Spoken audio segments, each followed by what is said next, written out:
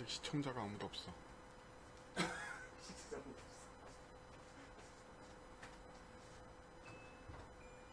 사람 들어오는 거 보고 해야겠다.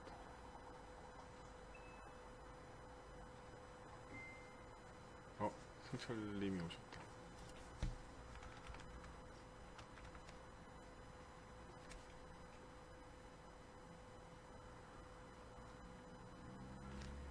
그나저나 오시기로 했던 수홍님이 안 오시고 계시네. 정수? 배신이야. 이제는 볼일을 위해서 계속 연락을 뭐래? 디스코드 채널이 있어요. 그래서 디스코드 채널로 들어오셔도 돼요. 제남이 오랜만이네.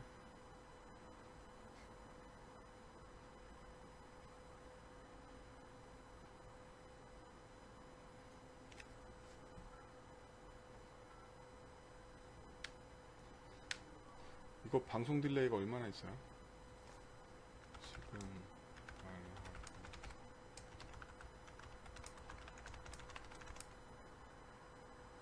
자, 제가 댓글과 동시에 말을 할게요. 얼마나 딜레이가 있는지 얘기해주세요.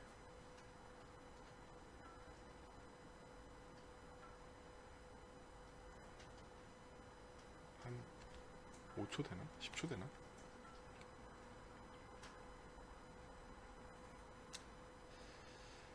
자, 카메라 각도를 보시면 저하고 저 뒤에 저희 CTO하고 앉아 있잖아요. 코딩은 저희 CTO가 할 거고 진행은 제가 할 거예요. 저번에 코딩하면서 방송해보니까 죽을 것 같더라고요. 마이크 잘 들리세요?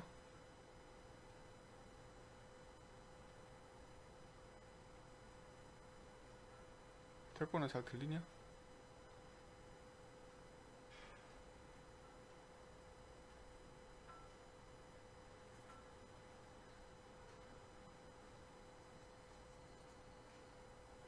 수홍님 배신 때리고 야근 중이라고. 목소리가 잘 들리세요? 네, 알겠습니다. 할게요. 나쁜 사람들. 저 그룹에 제가 디스코드 그 링크를 공유했는데요. 디스코드 들어오실 수 있는 분들은 오셔서 같이 채팅을 하셔도 됩니다.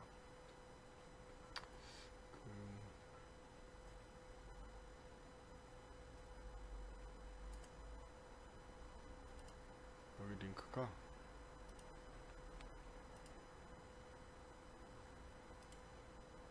여기다 넣을게요. 자, 오늘 이 방송의 대상은 누구냐? 대상은 안드로이드 개발 전혀 못하시는 분들은 아니에요. 그분들한테는 약간 버거울 수 있고요. 실무적으로 안드로이드를 하긴 하는데 남들은 뷰를 어떻게 만들지? 뭐 이렇게 고민되시는 분들. 그 다음에 안드로이드라는 건 정말 무식하게 뷰를 만드는 건가? 밑도 끝도 없이 XML 쓰고 막 이러는 건가?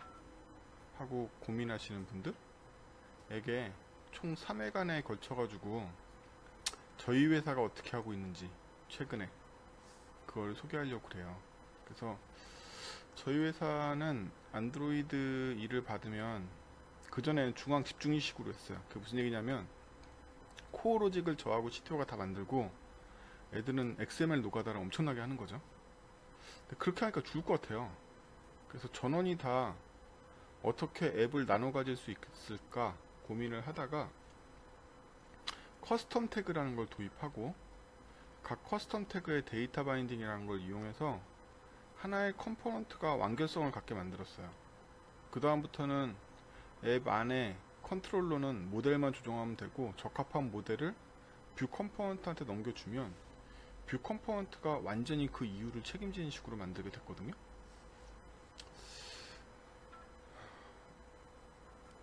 용호야, 그거 하나 띄워봐. 제일 어려운 컴포넌트.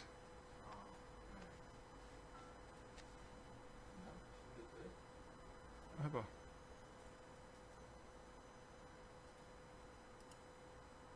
자, 화면을 잠깐 보시면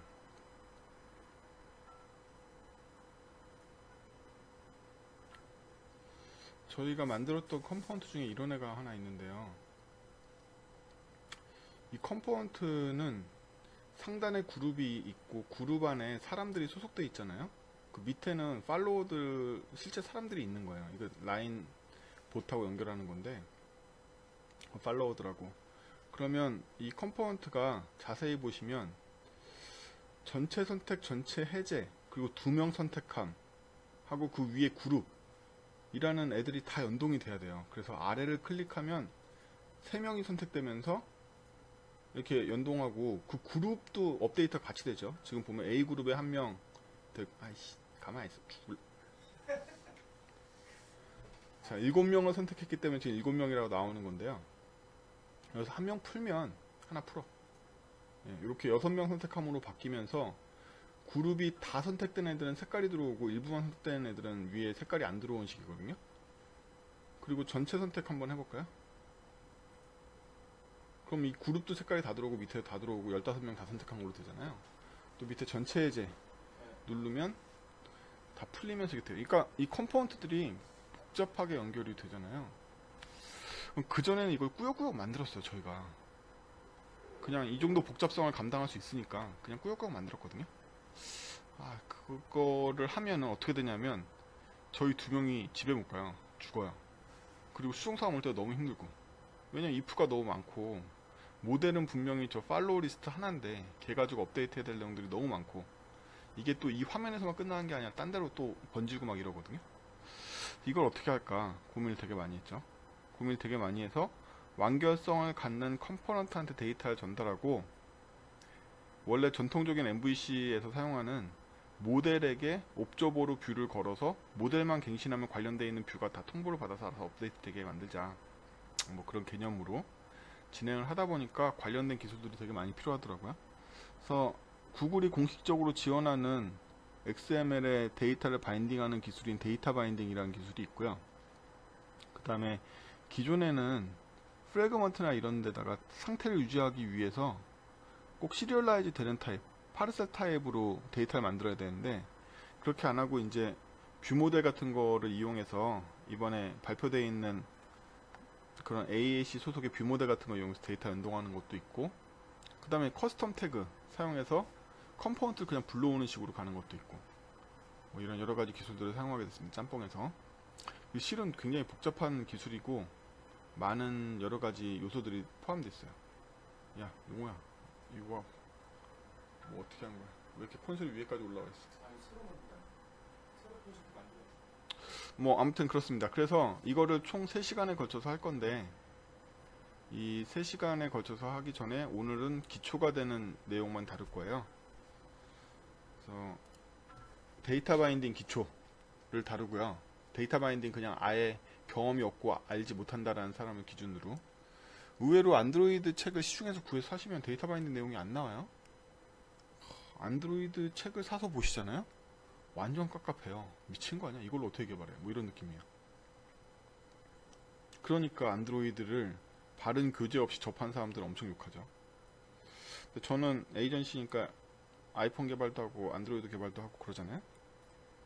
제 생각에는 아이폰 개발이 훨씬 더 지옥이에요.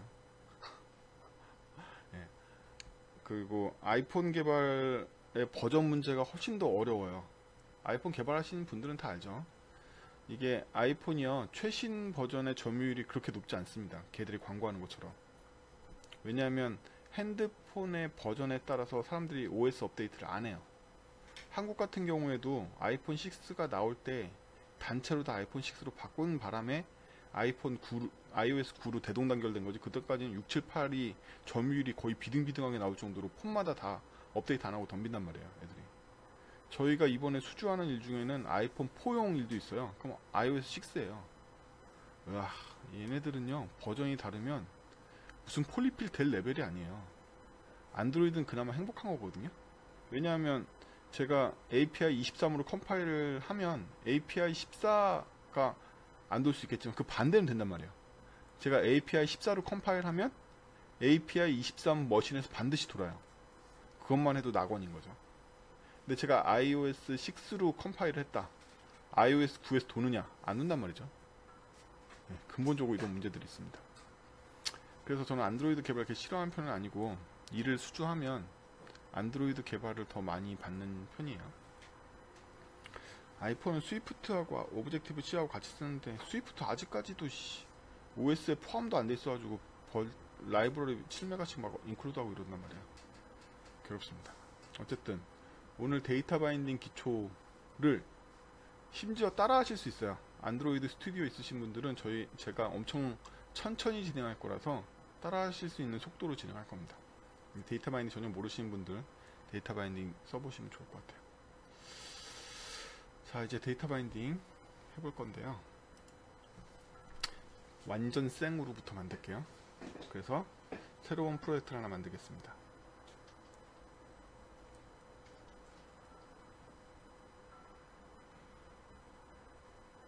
바인딩 테스트. 그냥 브로드캐스트 1이라고 만들어.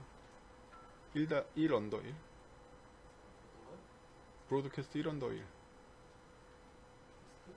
어, 1년도? 1 언더 1. 첫 번째 방송의 첫 번째 거. 그 정도면 됐죠. 네, MT 액티비티로 해서 만들게요.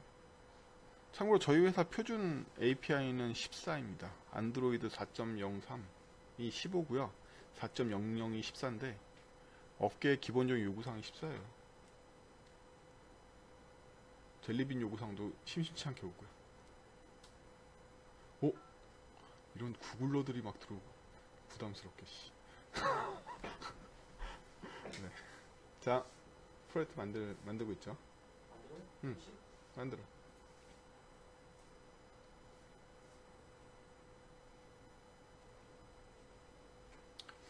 첫 번째는 데이터 바인딩을 사용하려면요, 그레이드 설정을 좀 해줘야 돼요. 전체 화면이잖아. 그래서 그레이드 설정부터 하러 갈 건데요. 데이터 바인딩용 그레이드 설정. 딴 데서 옮겨오겠습니다. 매번 외우고 있진 않아서. 그리고 얼마 전까지는 되게 복잡하게 자바 8을 사용했어야 되는데 지금은 되게 간단하게 자바 SDK 설정만 해주면 되거든요. 그래서 요 컴파일 설정을 같이 하겠습니다. 자바 버전 1.8로 해두기만 해도 낙원이고, 사실 저는 아직까지도 코틀린 안 쓰고 있어요. 서비스 회사에서는 쓰셔도 되는데 저희야 워낙 남의 걸 많이 쓰기 때문에 도저히 남의 소스를 코틀린으로 더럽힐 수가 없어가지고, 저희 에이전시잖아요. 예, 저희 서비스 회사가 아니라 에이전시입니다. 저희는 감히 도입할 엄두가 안 나요. 세상의 거의 모든 것들은 다 자바로 돼 있어서. 자바야 1.8 기준으로만 가도 좋은데, 이 하위 버전 API용 자바 1.8은요 도입하셔도 람다나 이런 컴파일 시에 지원할 것 같은 것들은 지원이 되거든요. 근데 실제로 자바 1.8에 포함되어 있는 라이브러리들은 없어요. 대표적으로 펑션 인터페이스라든지 뭐 이런 것들 없습니다. 그냥 단지 람다를 쓸 수 있고 자바 1.8 문법을 쓸 수 있다는 것만 해도 행복하니까 이렇게 설정을 해서, 일단 프로젝트에 데이터 죽을래? 그레이드로 안 가? 그래도 맞잖아. 지금 그레이드로 아니잖아. 그레이드로.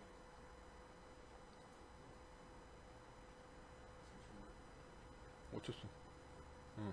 데이터 바인딩은요, 왜 이 그레이드를 설정을 해야 되냐면, 이게 마치 리소스 파일의 R 클래스를 생성하는 것처럼 얘가 XML 뷰를 보고서 정적 클래스를 자동으로 계속 만들어줘요, 얘가.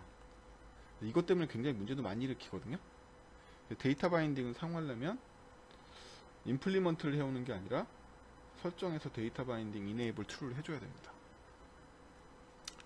그렇습니다. 저희가 이거 진행하다가 나중에 프로젝트 구조 만드는 법도 설명드리고, 저희는 어떤 식으로 기술을 관리하는 건지 저희 회사 것도 얘기 드리고 이럴 거거든요. 지금은 단지 요 두 개만 추가해 주시면 됩니다. 자, 됐으니까 메인 액티비티로 갈게요. 메인 액티비티에 보면은 뭐 평범하게 액티비티 메인 레이아웃을 부르고 있죠. 그 XML 열겠습니다. 자, 일반적인 XML은 이렇게 생겼는데요. 데이터 바인딩 XML은 얘 전체가 데이터 바인딩을 감싸지는 형식으로 바뀌어요. 그래서 이렇게 바꾸고, 이 기본 값으로 되어 있는 컨스트레인트 레이아웃이 그지 같으니까 그냥 리니어 레이아웃을 바꿀게요.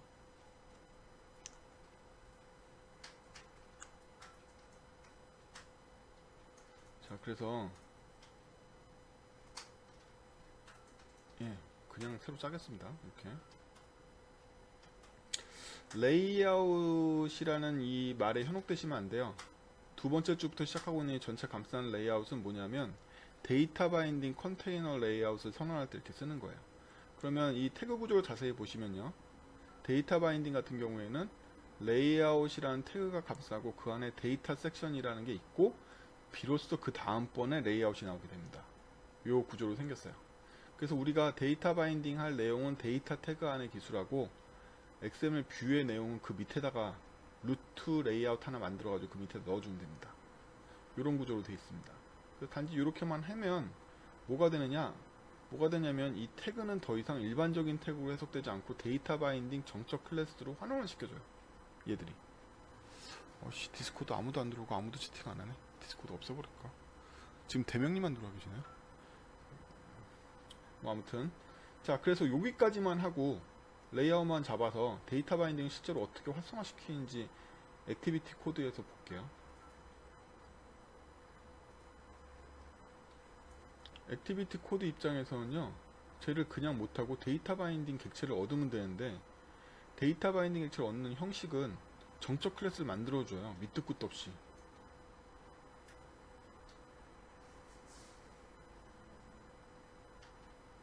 아니, 리턴형부터 지정해주고 가지. 막무가내로 가고 있어.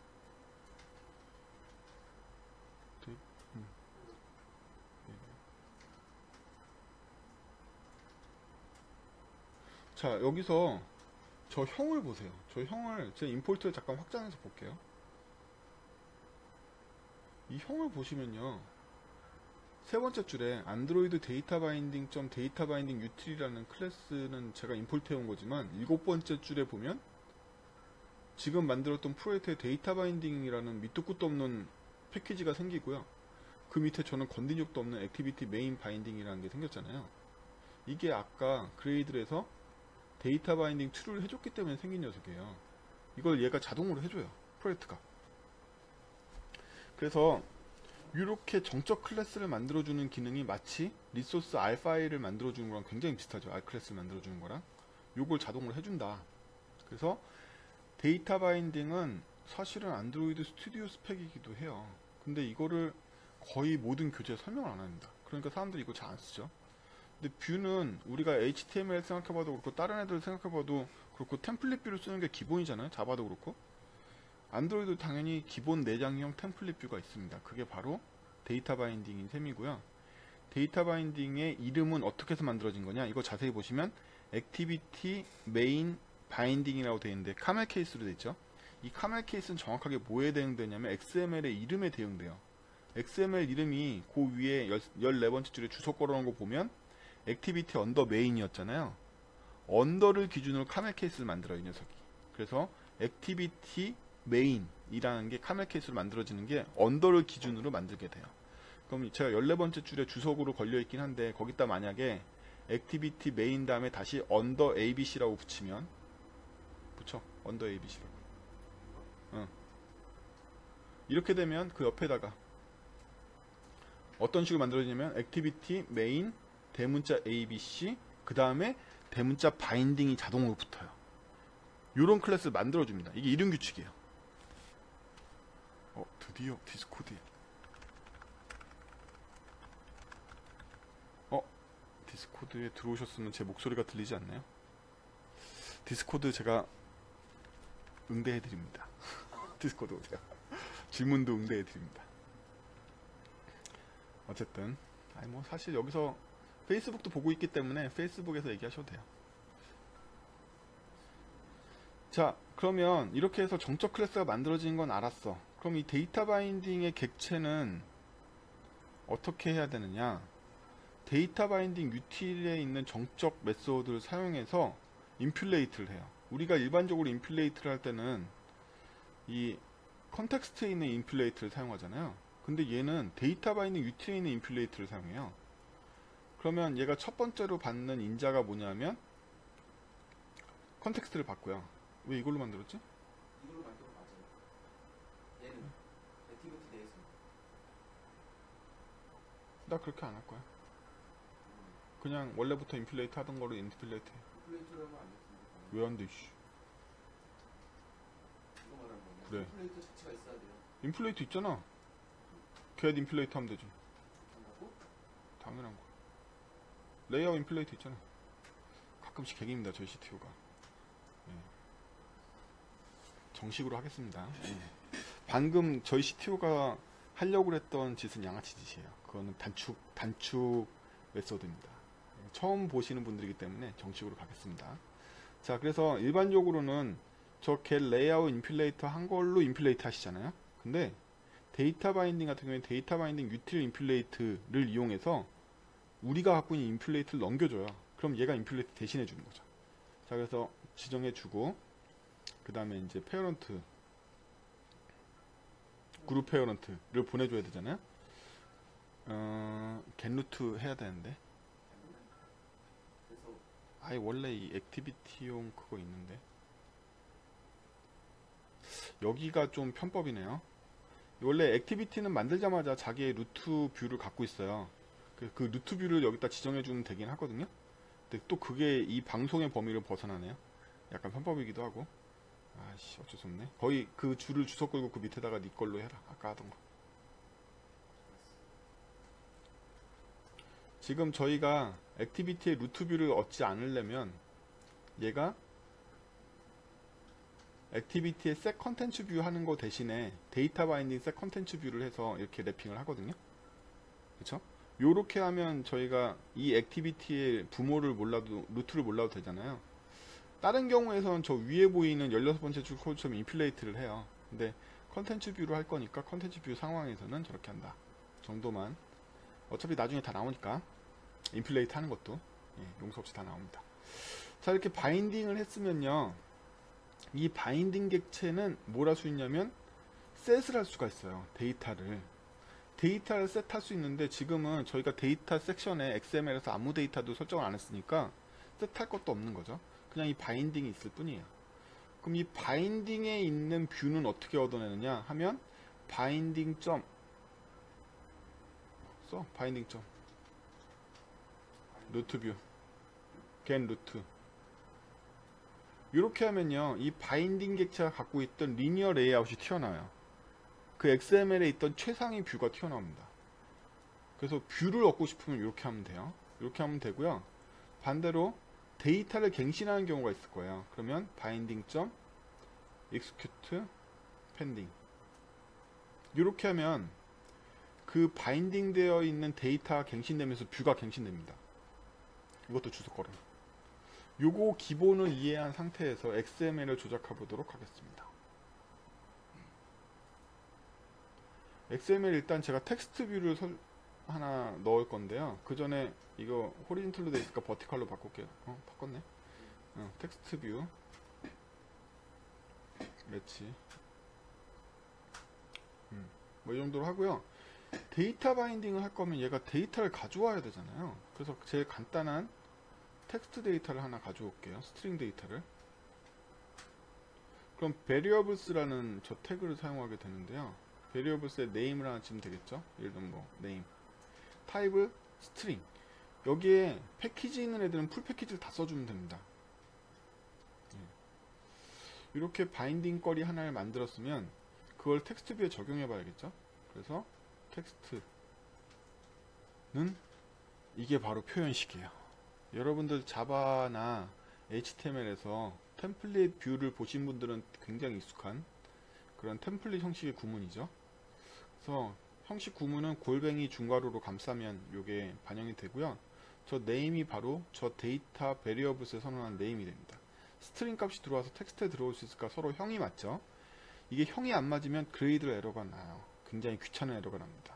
그래서 데이터 바인딩이 디버깅이 굉장히 짜증나요. 되긴 되는데 그렇겠죠. 복잡하니까 되긴 됩니다. 되긴 되지만 찾기 어려우니까 굉장히 신중하게 쓰자. 자, 이 정도로만 여기다 바인딩을 해놓고요. 세이브하고 다시 액티비티에 가서 자, 최초의 셋 컨텐츠 뷰를 했을 때는요, 바인딩 액션을 얻었지만 데이터가 없는 상태예요. 그래서 이대로 런을 해볼게요.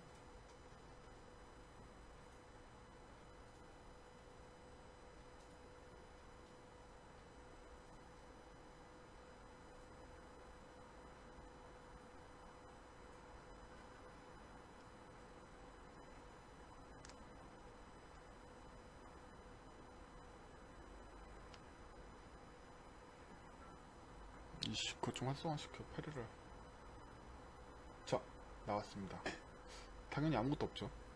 왜냐면 데이터가 없으니까. 텍스트의 값은 데이터 값인데 데이터 값이 없으니까. 그쵸? 요거 그대로 두고요. 야, 컴파일 저지. 패러럴 좀 활성화시켜. 가자. 컴파일 패러럴 좀 활성화시키라고. 세팅 가서 컴파일이라고 쳐 위에. 안드로이드 컴파일러가 느리기 때문에 패러럴 활성화시키는 게 돼있네?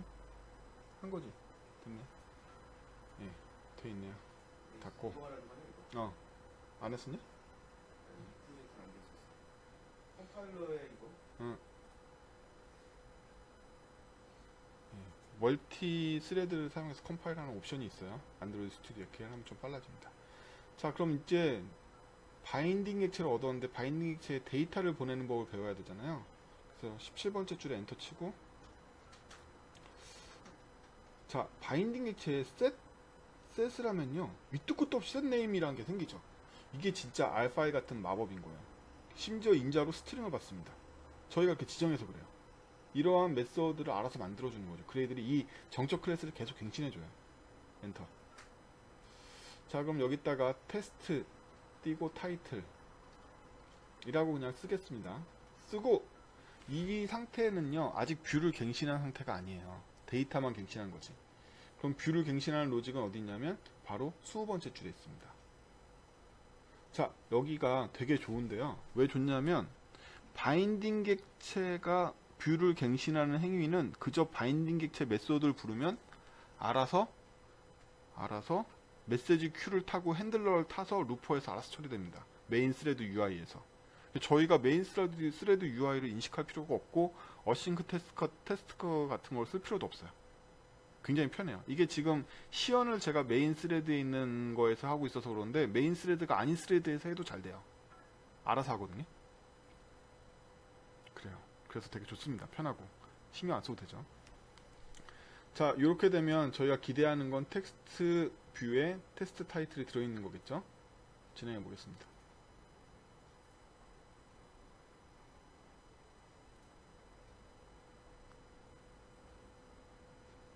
이렇게 뜹니다.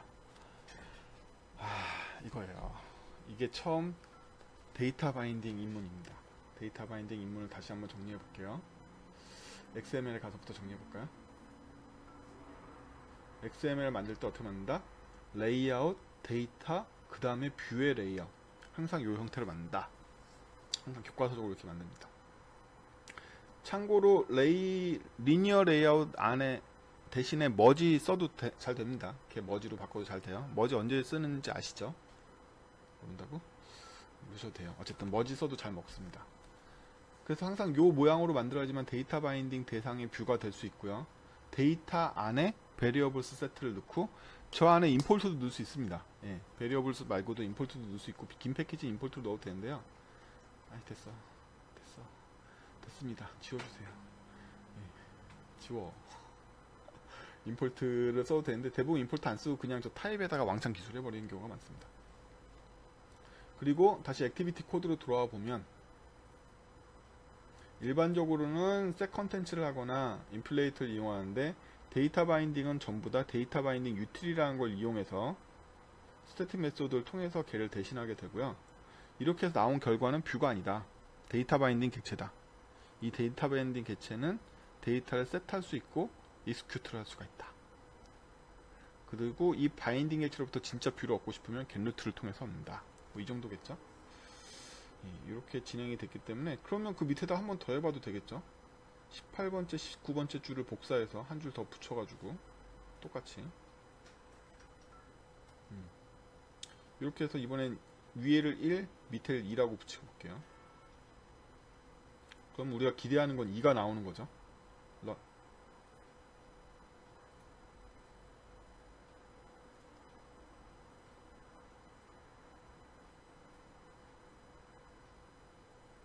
잘 나옵니다. 그쵸? 이게 전부 다 이쁘게 큐잉을 잡아가지고 메인 UI 스레드에서 이쁘게 펜딩, 그래서 펜딩이 붙어 있는 거예요. 펜딩 잘하면서 합니다, 제가. 스레드를 아예 감췄죠. 예, 아예 안 봐도 됩니다. 자, 기본은 했어요. 기본은. 그래서 데이터 바인딩 기초를 했습니다. 그럼 이 프로젝트를 발전시켜서 모델 뷰 렌더에 대한 기본적인 개념을 잡을 건데요. 모델 뷰 렌더라는 건 MV 계열의 기초적인 이론인데 이거의 변형들을 많이 쓰시죠. 근데 이거의 기초로 들어가면요, 이게 어떤 구조로 되어 있는가 라고 생각해 보시면, 일단 모델은 순수한 데이터잖아요. 네, 모델은 순수한 왜 이렇게 안 돼? 데이터입니다. 그러면 모델의 변화가 생기면 이게 뷰한테 전달돼서 업데이트가 일어나는 거죠.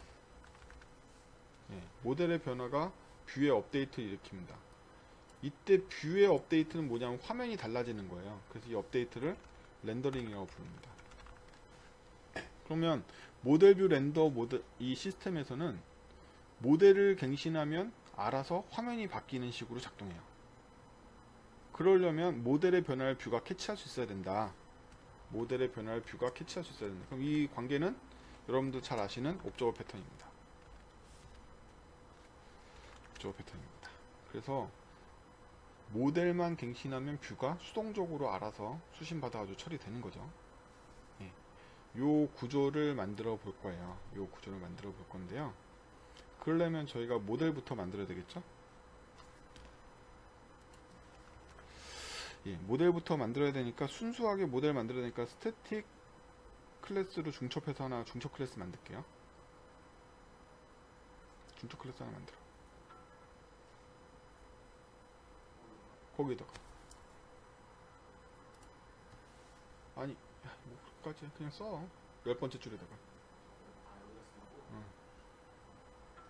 10번째 줄에다가 만들게요. 스태틱, 이게요, 퍼블릭으로 만들어야 돼요. 왜 퍼블릭으로 만들어야 되냐면 걔가 인식을 해야 되잖아. 뷰가, 데이터 바인딩이. 그래서 퍼블릭 클래스가 돼야 됩니다. 그럼 최초의 모델이니까 그냥 모델이라고 이름 지을게요. 예. 얘는 프라이빗으로 스트링으로 타이틀이라는 값을 하나 갖고 있고요. 그 다음에 뭐 생성자는 생략하고 세터 게터 만들게요. 저희 회사 세터 게터 규칙은요, 그냥 이름 그대로 쓰는 규칙을 쓰고 있습니다. 저희 회사는 귀찮거든요. 셋 get 쓰기도 귀찮습니다. 스트링 타이틀. 저희가 얼마나 귀찮으면 이렇게 귀찮은 인간들이에요. 심지어 인자 이름을 t로 받아야지만 디스 안 쓰고 타이틀 쓸 수 있기 때문에 저희가 이렇게 귀찮은 인간들.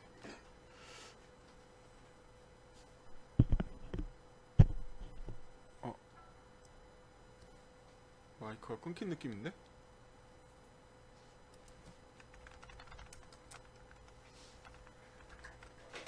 아닌가? 아니다. 아닌데? 내 거 마이크 끊긴 거 아니야?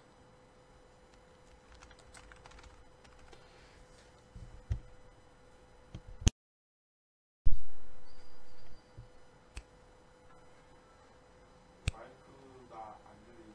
네, 지금 말한 거 안 들려? 네. 언제부터 말이 안 되는 거지? 방금 전. 안 들려요.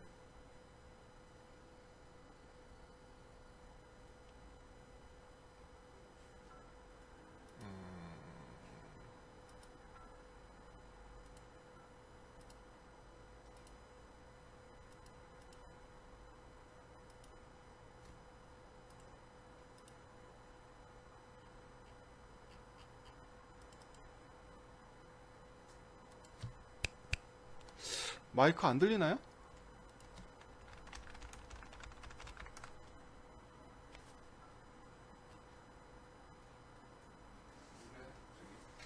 잘 들리나 본데? 잘 들리시죠? 대명님 잘 들린다고 그랬는데.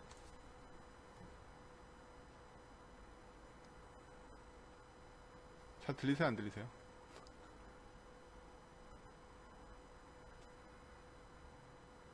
아무도 답변이 없어.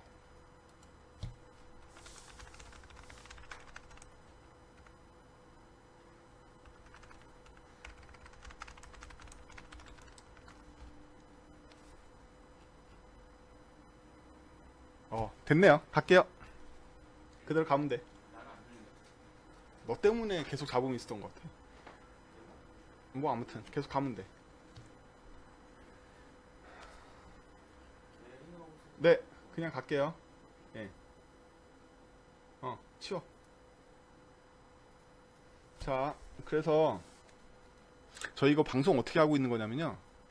행아웃으로 저희 CTO 저 뒤에 보이는 모니터 있잖아요. 그거가 지금 행아웃으로 보이고 있는 거예요. 제 화면에서. 제가 제 컴퓨터에서 방송하는 거고, 제가 코딩하면서 방송하기 힘드니까 저희 CTO 화면을 일로 갖고 와가지고 방송에 쓰고 있는 거예요. 그래서 지금 행아웃하고 연결돼 있어요. 어쨌든 모델을 간단하게 만들었습니다. 저희가 이거 얼마나 귀찮은 인간들이냐면 이걸 심지어 한 줄로 만들어요. 한 줄로 만들까? 우리 원래 회사 스타일대로.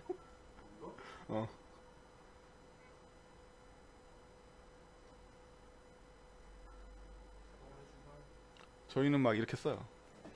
자, 그럼 이제 모델 클래스가 태어났고, 모델 클래스가 리스너를 받아야 되잖아요. 리스너를 받아야 됩니다. 그래서 프라이빗으로 리스너를 받을게요. 프라이빗 리스너. 그냥 리스너. 리스너라고 그냥 쓰니까 그렇잖아요. 제가 말씀드렸지만 함수형 인터페이스 쓸 수 있으면 좋은데요. 자바 컴파일러가 작동한 거지 그 라이브러리가 얘한테 있진 않아요. 그거는 이 자바 SDK에 들어있어야 되거든요. 걔는 없어요. 근데 리스너할 내용을 들어보면 모델의 데이터를 까지는 않을 거잖아요. 내장을 까지는 않거든요. 따라서 그냥 러너블이면 될 것 같아요. 러너블을 받겠습니다. 이렇게 러너블을 받아서 리스너 받는 걸로 하고, 리스너를 세터로 받을게요.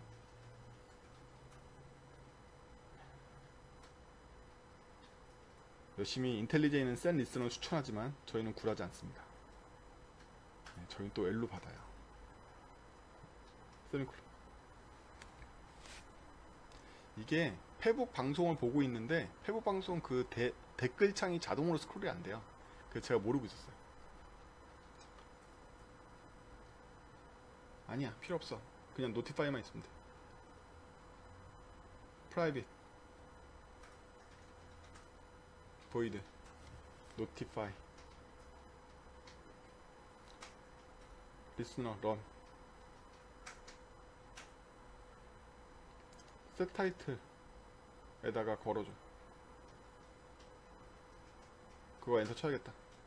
저희는 언제 한 줄을 푸냐면 두 줄이 되는 순간 풀어줘요. 그때까지는 막깨기입니다. 왜? 노티파이 예약돼 있어. 오브젝트에 노티로 해. 위에도 노티로 해야지. 뭐 이런 느낌이죠. 그러면 아까 말했던 모델 렌더의 기본이 정리가 된 거죠.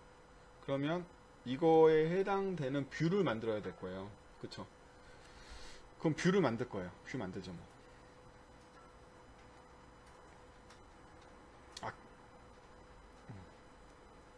근데 뷰 만들기 전에 모델만 가지고 모델 렌더만 실험해 보는 걸로 할게요. 그거 잠깐 지우고.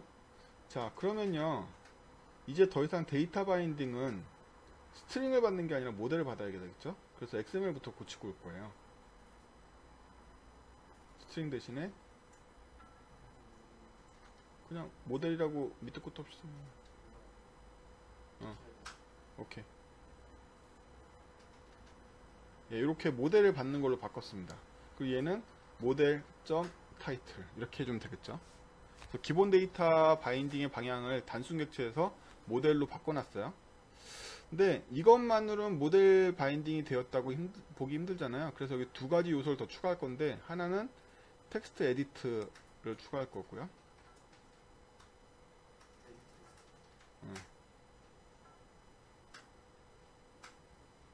아니.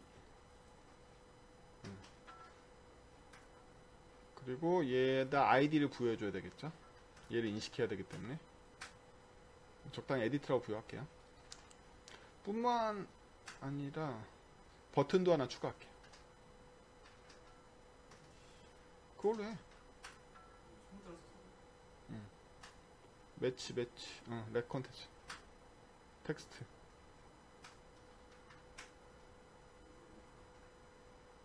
뭐 그냥 업데이트 하고 여기에도 데이터 바인딩을 할 거란 말이에요. 뭘 할 거냐면 온클릭에다 할 거예요. 이걸 이제 처음 보시게 되는 거죠. 온클릭 데이터 바인딩 그럼 어떻게 하는 거야? 물어보면 당연히 데이터 바인딩 영역을 선언하는데요. 온클릭을 자세히 인터페이스를 생각해 보시면 뷰 하나를 받는 녀석이에요. 뷰 하나를 받는 녀석. 그런 메서드가 들어간단 말이에요. 임플리먼트. 근데 자바 8 문법을 쓰니까 그냥 람다를 사용할 수 있습니다. 그래서 뷰를 받아서 이렇게 람다를 그냥 쓰면 돼요. 그쵸? 이게 데이터 바인딩의 위대한 점입니다. 람다를 쓸 수 있다는 점. 그럼 이 람다가 뭐 하는지를 생각해 보면요. 얘는 모델을 알고 있잖아요. 모델의 타이틀을 갱신할 거죠. 엔터. 엔터. 그럼 어떤 값을 갱신하냐? 이게 문제잖아요. 이게 문제예요. 오씨, 이거 여기서 알 방법이 없는데? 이거야? 여기서는 저 에디트 텍스트를 알 방법이 없네요. 이렇게 되면 어떻게 되느냐? 저희가 리스너를 받는 수밖에 없어요. 올라가. 리스너 베리어블스에다 하나 지정해줘.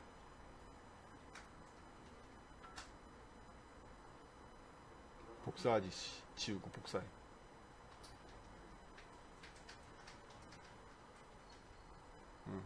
클릭. 타입에 다 지우고 온클릭이라고 쓰면 나올 거야. 야, 요런 거 하나 받기로 했어요, 저희가. 그리고 걔한테 그냥 여기다 밑도 끝도 없이 클릭이라고 지정해주면 되거든요. 외부에서 공급받아가지고. 이렇게. 자, 그러면은 저희가 에디트 텍스트에 있는 내용을 텍스트 뷰한테 업데이트하고 싶은 거잖아요. 그쵸? 그걸 염두에 두고 버튼에 있는 리스너를 갱신해서 에디트 텍스트에 있는 내용이 들어가도록 해보겠습니다. 액티비티에 가서. 그럼 액티비티에 가면요. set name이 이제 없어졌죠. set 모델만 있습니다. 모델이 있어서 모델을 넣어줘야 되겠죠. 모델. 그냥 모델이었어. 위에다 아니 그냥 모델. 아니 그냥 모델이라 쓰라고. 그 안에다가. 그 다음에 알트 엔터 해가지고. 말도 더럽게 안 쳐먹죠. 죽여야 돼. 모델에 set 타이틀해서 거기다 적당히 넣겠습니다. 이렇게. 이 모델 넣어주고 execute 바인딩을 한 걸로 안 되죠. 리스너도 넣어야 되거든요. 리스너 넣어야 됩니다. 거기서 좀 그 밑에다 넣어. 왜 그 사이를 파고들라고 그래. 지워. 바인딩 다음 줄에다가 펜딩 그래. 아니 펜딩 위에 줄에다가 제목 같지 않죠. 바인딩 셋 바인딩 죽이고 싶다. 왜 둘이 방송하면 싸움 납니다. 아 바인딩 빨리 안해. 셋 클릭. 이렇게 밑도 끝 없이 저희가 클릭을 만들면 얘가 또 잡아줘요. 그 사이에. 그러면 이제 저희가 자바 8을 쓸 수 있으니까 그냥 이렇게 람다로 하면 되겠죠. 이 람다에서 뭘 하느냐라고 물어본다면 아까 했던 에디트에 있는 텍스트를 가져와서 모델을 업데이트를 하려고 그러는 거잖아요. 그쵸? 아이씨 안 지워. 어쨌든 중요한 건 뭐냐면 모델.타이틀 하는데 edit.text로 하려고 그러는 거예요. edit.text. 바인딩.edit 텍스트 해야 돼요. 이렇게 해도 되고.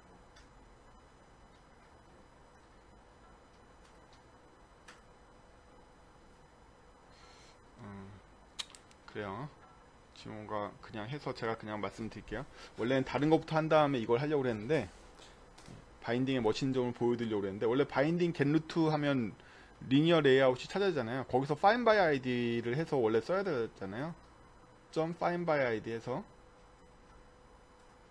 골뱅이 아니 r.id edit 이렇게 원래 얘를 얻어야 되잖아요. 더럽게. 그쵸? 근데 id에 한정돼서는 바인딩의 속성으로 저렇게 잡혀요. 그 밑에 줄에 있는 것처럼. 아, 가지마. 그냥 그 연결해서 봐. 36번째 줄에 있는 바인딩.edit라는 속성을 id로 이 자식이 다 잡아요. 이 바인딩이 엄청 편합니다. 이 정적 클래스가 해주는 게 많아요. 그래서 요렇게 해서 얘 값을 넣어가지고 toString을 넣어주는 게 얘의 목표죠. 예, 넣어주는 게 얘의 목표예요. 그러면 이걸 수신해서 노티를 받아서 처리해야 될 애가 있어야 되잖아요. 지금은 저희가 XML을 액티비티에 반영했으니까 액티비티 자체가 이거의 수신자겠죠. 액티비티 자체가 이 모델의 수신자입니다. 그래서 액티비티를 임플리먼트 러너블을 할게요.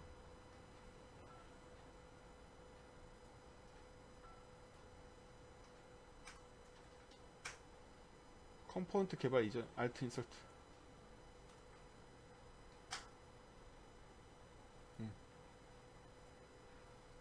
자, 이렇게 런을 하면요, 이 런에서 뭐가 일어나죠?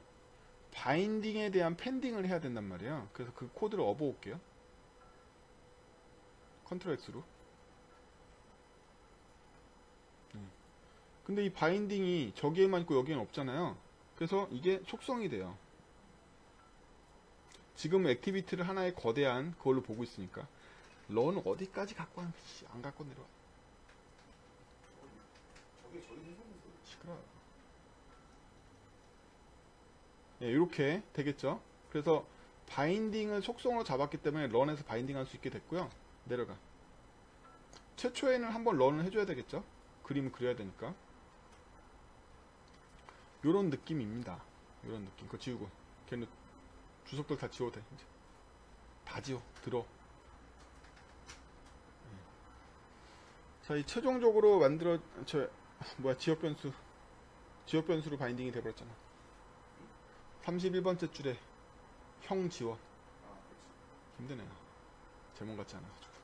자, 그 빈줄 지우고 런 해야지. 좋죠? 람다가 되기 때문에 막 쓸데없이 셀프 잡고 뭐 이런 거 없습니다. 그냥 람다로 쓰면 돼요. 예쁘죠? 예쁩니다.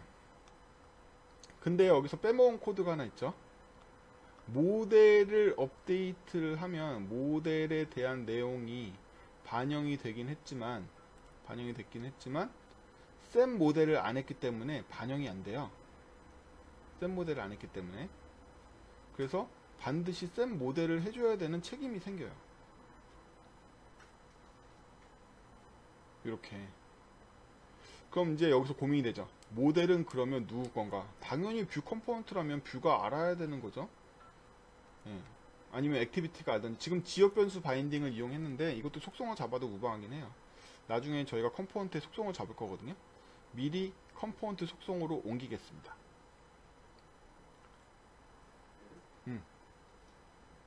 아니 어디가? 그럼 그대로 두고 엔터. 프라이빗 모델. 모델? 전문 같지 않네요. 예, 내려가서 33번째 줄에 옳지. 자, 이렇게 되면요 더 이상 얘가 책임질 필요가 없고 38번째 줄을 옮겨서 런 안으로 보내주면 되겠죠. 예, 그러면 당연히 36번째 줄도 필요 없고. 자, 여기서 여러분들이 보셔야 될 게 뭐냐면 데이터 바인딩의 특성인데요. 데이터 바인딩 할 항목이 두 개가 있었잖아요. 하나는 모델이고 하나는 클릭이었습니다. XML 다시 볼까요? XML 보시면 데이터 쪽에 네 번째 줄에는 모델이 있고 다섯 번째 줄에는 클릭이 있는데요. 셋을 여러 번 한다고 해서 모든 애들이 리셋되는 게 아니라 안 건든 애들은 그 값을 그대로 유지하고 있어요. 얘가. 그래서 다시 액티비티를 보시면 여기 보시면 바인딩의 36번째 줄에서는 셋 클릭만 했잖아요. 셋 클릭만 했고 27번째 줄에서 셋 모델 했단 말이죠. 그리고 그 다음부터는 런 호출할 때마다 셋 모델만 하잖아요. 그럼 setClick은 매번 새로 설정해줘야 되네? 아니에요. 안 건드린 값은 그대로 유지가 됩니다. 건드려야 될 값만 건드리면 되는 거예요. 이게 데이터 바이너의 또 좋은 점이에요. 그래서 한 번만 세팅하고 괜찮은 점은 처음 초기화 시점에 한 번만 세팅해 놓고요. 그 다음에 여러 번 호출에 대한 저는 런 같은 애들에서는 갱신해야 되는 애만 셋을 해주면 돼요. 그리고 나서 펜딩을 해줍니다. 세클릭 자체를 디스로 문제가 되지 않아요? 뭐라고? 예, 저 또 그지 같은 짓을 하려고 그러는데 일단 이 정도만 하고서 진행을 해보겠습니다. 여러분들 뷰 컴포넌트 만들 때 제일 중요한 게 뭔지 아세요? 단위 테스트 이런 거 필요 없습니다. 뷰 컴포넌트는 코드 고칠 때마다 무조건 실행해서 손으로 만져보셔야 돼요.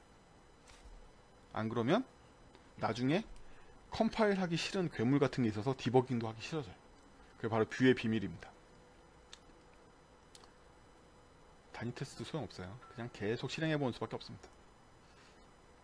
그것만이 뷰를 잘 만드는 요령이에요. 그게 HTML이 됐든 뭐가 됐든 상관없습니다. 뷰는. 죽었다.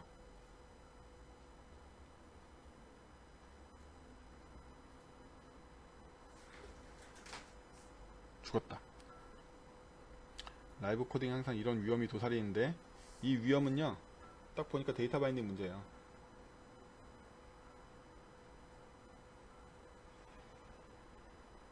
뭐가 마음에 안 드는데? 루티 이거 응. 루티 고우라고 했지? 세트할 때 이거 리스너를 등록해본 적 없으니까 그러네. 네. 다시 지울게요. 아니 주워볼까? 리스너는 지금 필요 없는데. 아니 그거는 지우면 안 돼. 지우면 안 돼. 네. 생성자에서 아니 그것도 지우면 안 돼. 생성자에서 생선을 만들어? 해도 되고 리스너가 있을 때만 하면 되지. 리스너가 널이 아니라면 붙여. 그리고 리스너 등록을 안 했네요. 깜빡 잊고 보니까. 네, 내려가서 저희가 모델 만든 거에 그 밑에 창 좀 더 치워봐. 됐어. 자, 지금 모델 만들고 모델한테 셋 그 리스너 등록 안 했잖아요. 그래서 35번째 주 다음에 왜냐하면 첫 번째는 리스너도 없는데 괜히 그거 할 필요도 없어서 리스너 이제 등록하겠습니다. 디스로.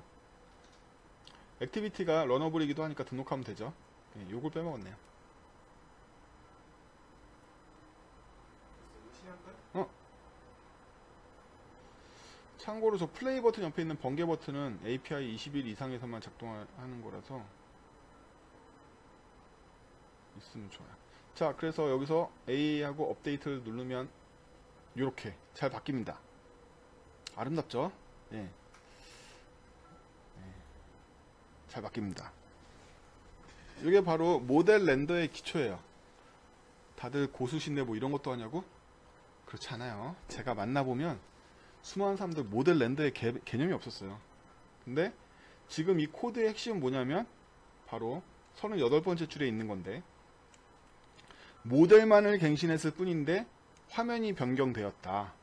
그래서 그 모델의 의존적인 뷰가 알아서 갱신된다. 따라서 순수 로직인 모델만 변경하는 것으로 코드를 가름할 수가 있죠.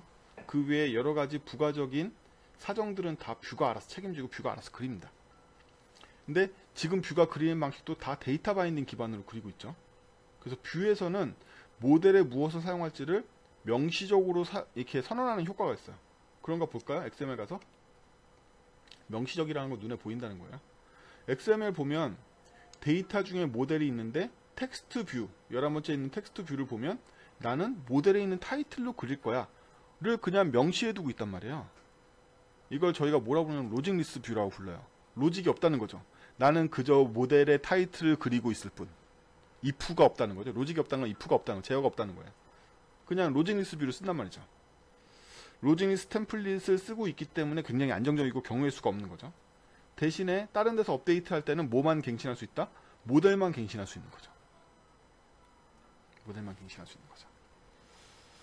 자, 여기까지 해서 모델뷰 렌더의 기초와 모델뷰 렌더가 어떤 식으로 이루어지는지에 대해서 데이터 바인딩을 이용한 모델뷰 렌더를 구현해 봤어요.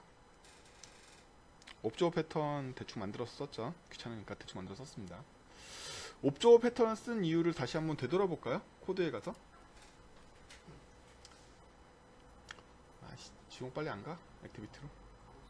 응. 자, 여기 와보면요. 저희가 굳이 액티비티를 인식하지 않고 런어블을 인식하는 18번째 줄을 볼 수 있습니다. 18번째 줄에 보면 저희가 굳이 액티비티를 인식하지 않고 런어블을 인식하게 되었죠. 그리고 액티비티도 굳이 런어블을 상속해가지고 런어블을 구현한 런으로 이렇게 처리를 했어요. 이게 뭐냐면 모델은 특정 뷰를 알기가 싫은 거예요. 왜냐하면 역할 모델에 따르면 모델은 어떤 책임이 있냐면 순수한 데이터를 유지해야 되는 책임이 있습니다. 그에 비해서 뷰는 특정 상태에 대해서 그림을 그리기만 하면 돼요. 하지만 그 상태에 대해서 구체적으로 알기는 싫은 거라. 알기는 싫어. 따라서 모델은 업데이트 됐다는 사실만 알려주거나 혹은 특별하게 스트링 같은 걸 줄 경우도 있겠죠. 물론. 그래서 모델과 뷰 사이를 직접적인 연결로 하지 않음으로써 이 모델, 지금 이 안에 있는 10번째 줄에 있는 스태틱 퍼블릭 클래스 모델은요, 이 액티비티가 아니더라도 런어블을 구현하고 있는 모든 뷰와 관계를 맺을 수 있죠. 그리고 제가 리스너를 지금은 그냥 변수로 써서 그런데 리스트로 쓰면 여러 개의 리스너가 이걸 통보받을 수 있게 됩니다. 통보할 수 있게 됩니다. 그래서 그러한 관계들을 이용하는 게 바로 이제 옵저버 패턴을 이용하는 이유죠. 이유입니다.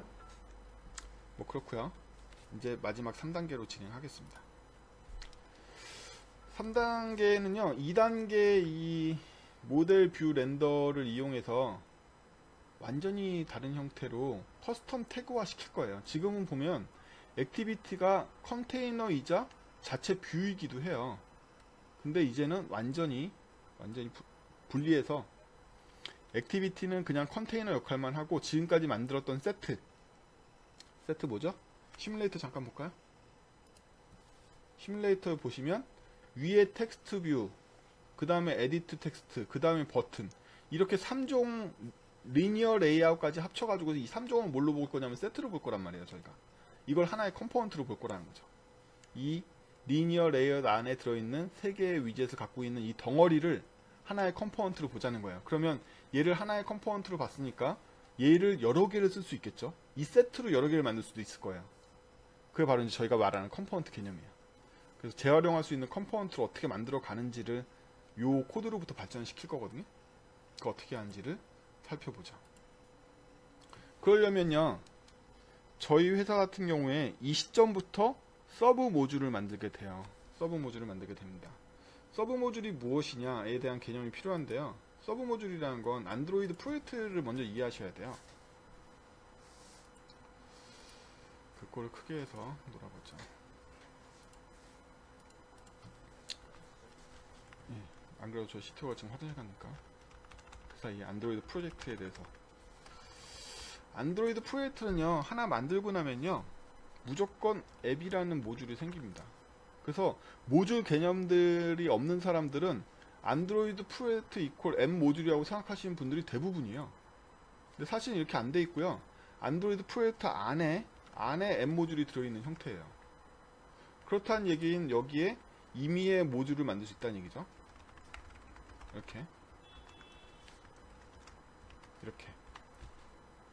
이렇게 만들면 실제로 안드로이드 프로젝트 폴더 안에도 각각의 모듈 폴더가 따로 생겨요. 따로 생깁니다. 그래서 지금 저희가 놀고 있는 이 모듈이 바로 앱 모듈이에요. 여러분들 안드로이드 스튜디오 프로젝트 만들면 그 프로젝트에 있는 여러가지 액티비티나 클래스가 어디 들어있냐면 이 앱 모듈 안에 들어있어요. 실제로 폴더가 앱이란 폴더 안에 들어있습니다.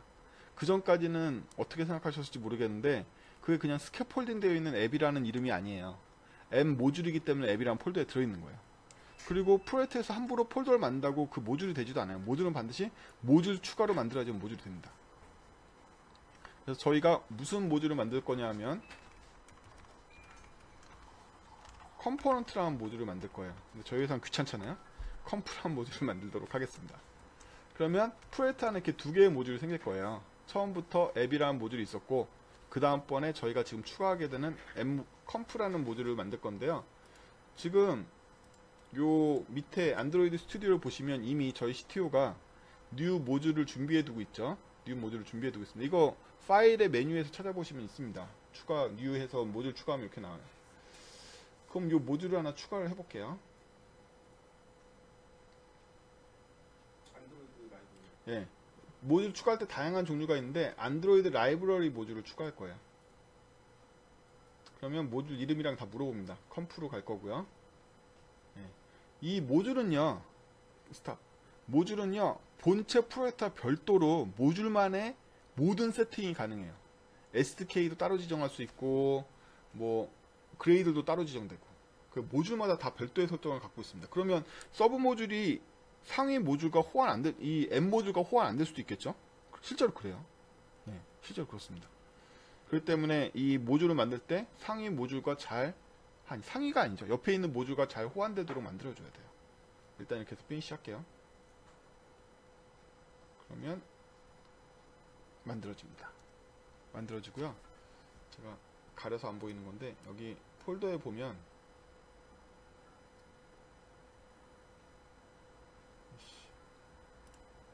폴더에 보면요. 지금 저 마우스 있는 자리에 컴프라는 너무 작아서 안 보이시죠? 어쨌든 저 꼭대기에서부터 보면은 너 스크린 캡처로 해가지고 빨간 사각형으로 프린트 스크린 빨간 사각형으로 앱만큼 선택하고 그 상태에서 빨간 박스로 앱 위에 앱 요게 바로 앱 모듈이에요. 아니 밑에 서브까지 다 해야지. 아니 앱만 주고 싶다. 그 다음에 저희가 새로 만든 컴프라는 모듈이 또 이렇게 있는 겁니다. 그래서 두 개의 모듈이 들어있는 거예요 실제로. 네, 요 안에. 그래서 이 프로젝트에는 몇 개의 모듈이라도 만들 수 있고 외부 모듈도 갖고 올 수 있고 뭐 이래요. 그렇습니다. 됐어. 치워도 돼. 자, 요런 상태에서 저희가 서브 모듈 하나 더 만들었으니까 이제는 컴프에 있는 모듈에서 놓을 거란 말이에요. 컴프에 있는 모듈에서. 그쵸?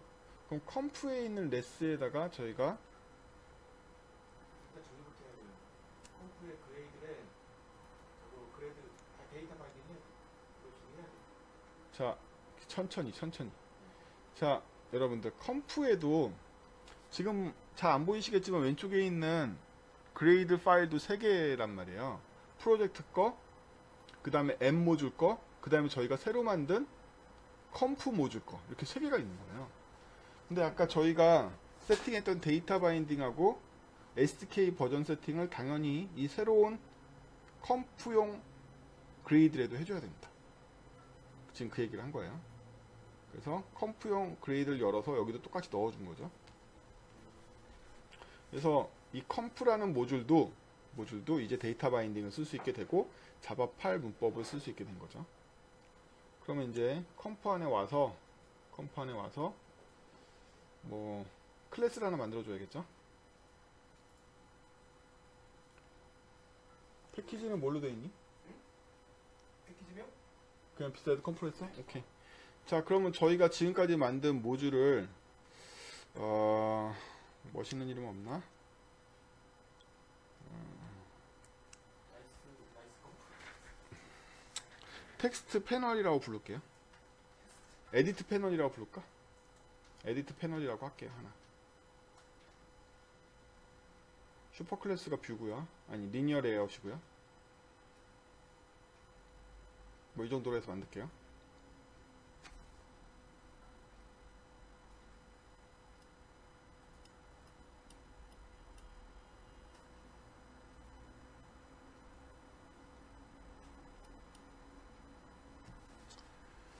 예, 이렇게 밑도 끝도 없이 만들었는데요.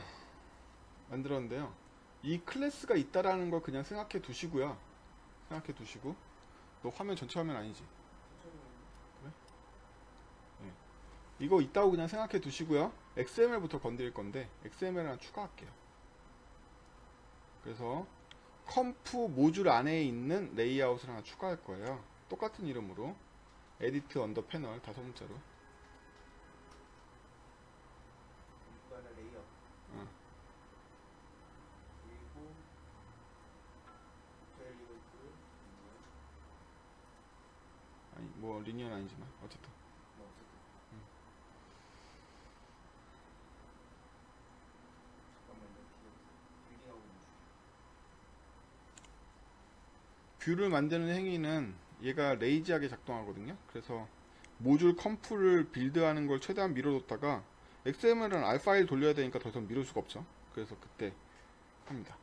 똑같이 데이터 바인딩 구조를 가져야 되니까 액티비티에 있는 구조를 그대로 카피해서 갖고 올게요. 위에 XML. 그래서 이제 이거는 더 이상 객게 아니라 옛게 됐죠. 그리고 모델 클래스도 필요하잖아요. 이것도 더 이상 메인 액티비티 게 아니죠. 그래서 모델 클래스도 이사를 시키겠습니다. 어디로? 컴프 루트의 모델로. 아우터 클래스 이용해서 빼줘.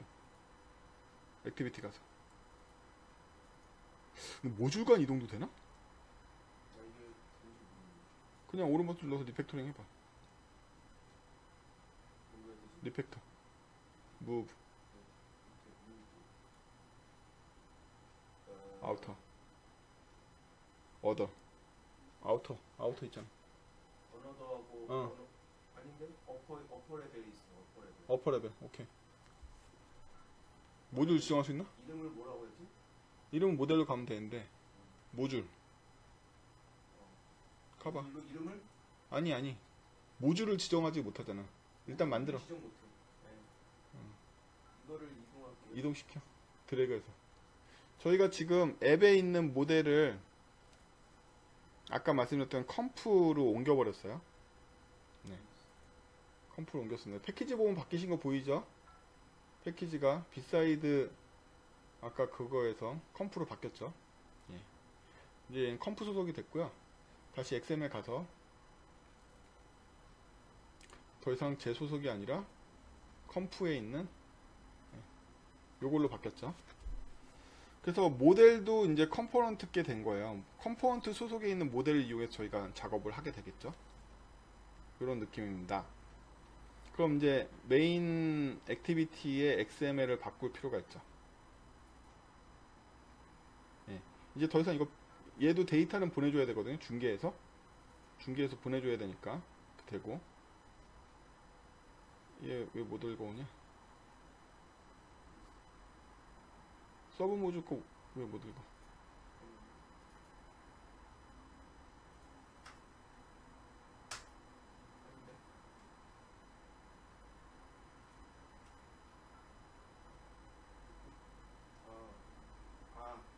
디펜던시 해줘야 돼. 해주고 오세요. 지금 앱 모듈이 저희가 이 막 라이브로 하다 보니까 생각한 게 많은데 앱 모듈이 컴프 모듈을 몰라요. 알려면 그레이드를 해서 다시 보여줘. 자세히. 내가 그냥 엘트에이터에 해가지고. 아이 그지 새끼. 그레이드를 열어서 보여줘. 메인에 어떻게 잡혀있는지. 자, 요게 어디 설정이냐면 프로젝트 설정인데요. 인클루드가 두 개 돼 있는 거죠. 이 프로젝트에는 앱이라는 모듈과 컴프라는 모듈이 있다는 뜻이에요. 그리고 컴프에서 보면 앱에서 보면 앱의 디펜던시 중에 컴파일 프로젝트 안에 패스에 컴프가 잡혀 있잖아요. 이게 바로 앱이라는 컴포넌트가 모듈이 컴프라는 모듈을 참조한다는 뜻이에요. 단방향 참조죠. 컴프는 앱을 몰라도 되지만 앱은 컴프를 알아야 되니까 이때 관계가 드디어 맺어지는 겁니다. 됐기 때문에 액티비티에서 이제 그걸 사용할 수도 있고 XML에서 이걸 사용할 수도 있게 된 거죠. 이렇게 두 개를 받게 되었어요. 이렇게 두 개를 받고요. 이 안에는 뭘 쓸 거냐면 리니어 레이아웃은 그대로 두고 이 안에다 드디어 저희는 커스텀 태그를 쓸 거예요. 근데 저거 컴파일 안 돼가지고 지금 에러 났잖아요.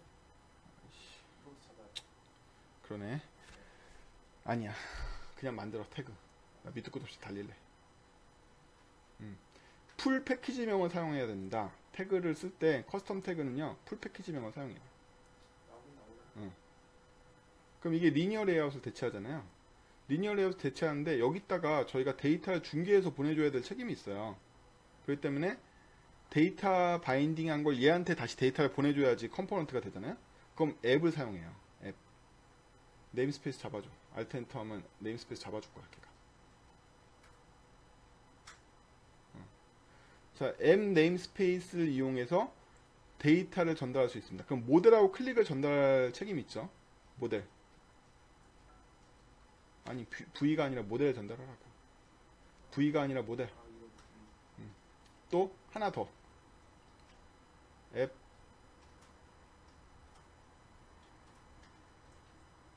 클릭.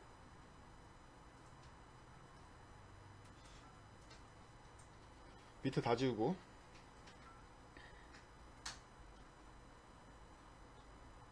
요게 바로 저희가 기대했던 컴포넌트의 세상이에요. 그쵸? 완전히 캡슐라이즈 되고 XML에서조차도 완전히 캡슐라이즈 되어 있는 이 상태. 그러면서 데이터 바인딩은 액티비티한테 보낸 건 액티비티한테 보낸 사정인 거고, 그거는 그거고, 안에 컴포넌트는 컴포넌트 내부에 독립적인 세계가 구축되어 있어야 되잖아요. 그러면 메인 액티비티에 있는 데이터를 어디로? 저희가 만든 컴포넌트한테 전달만 해주는 거죠. 네가 필요한 게 이거라며 하고 전달해 주는 거예요. 이렇게 돼야지만 하나의 완전한 컴포넌트가 될 수 있겠죠. 이렇게 되겠죠. 예. 그러면 지금 커스텀 태그를 만드는 방법이 필요한 거예요. 저희 커스텀 태그 껍데기만 만들고 아무 짓도 안 했잖아요. 커스텀 태그는 어떻게 만드느냐? 일단 생성자 3종을 반드시 넣어줘야 된다. 어버.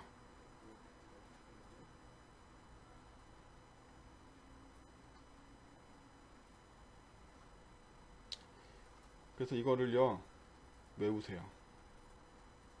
외우신 건 무리고요. 방송 보시면 나오겠지만 이 코드가 필수예요. 필수입니다. 그냥 밑도 끝도 없이 이 3종을 무조건 만드셔야 돼요. 컨텍스트 받는 거, 컨텍스트 어트리뷰트 셋 받는 거, 컨텍스트 어트리뷰트 셋과 인티저 값을 받는 거를 받아서 슈퍼를 부르는 이 생성자를 다른 형태도 아니고 반드시 이 형태로 만들어 줘야 돼요. 짤없습니다. 그냥 이렇게 만드셔야 돼요. 제가 이 중복을 제거하려고 어떻게든 해보려고 했는데 안 되더라고요. 무조건 넣어야 돼. 혹시 나중에라도 이거를 해결할 수 있는 분 알고 계시면 저도 이것 좀 없애버리고 싶어요. 근데 없앨 수 없더라고요. 그 다음에 저희가 앱으로 받는 외부 태그가 2개 있었잖아요. XML 다시 볼까요? 액티비티 XML. 이렇게 얘가 이 태그가 2개, 모델이라고 클릭하고 2개를 받아들이잖아요. 앱 네임스페이스에서. 요거를 커스텀 태그로 구현해야 되는데, 커스텀 태그에서는 이거를 반드시 스태틱 메소드로 받게 돼 있어요. 스태틱 메소드로. 어버.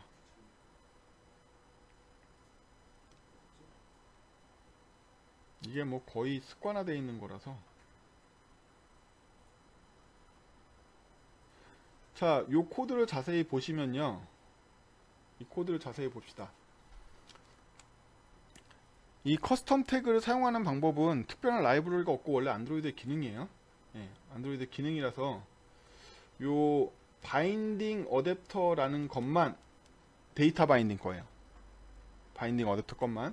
그러면 저 어노테이션을 자세히 보시면요. 바인딩 어댑터를 이용해서 밸류에다가 뭘 지정했냐면 앱 모델을 가져와 이렇게 지정했죠. 앱 모델을 가져와. 그러면 이게 스태틱 메소드로 풀려요. 스태틱 메소드로. 그래서 메소드 이름은 아무렇게나 지어도 아무 상관없습니다. 마음대로 지시면 돼요. set A를 하든 B를 하든 뭐 상관없어요. 그럼 set 모델에서 얘가 인자로 뭘 받냐면 본인 자신을 첫 번째 인자로 받아요. 얘가 에디트 패널이니까 에디트 패널이 뷰로 들어온단 말이에요. 두 번째는 실제 그 값이 들어와요. 저희가 앱 모델에서 받아들였던 값. 그럼 그거의 형은 뭔데? 그 형은 저희가 지정하면 돼요. 그러면 뷰에서 그 형이 맞지 않으면 그레이드 에러가 나요. 근데 저희는 뷰에 있는 앱 모델에서 저 모델을 받아올 거잖아요. 그래서 저희가 두 번째 인자로 모델을 받은 거예요. 이게 공식입니다. 공식이고요. 두 번째 것도 받아야 되죠. 하다 말고 딴짓하래.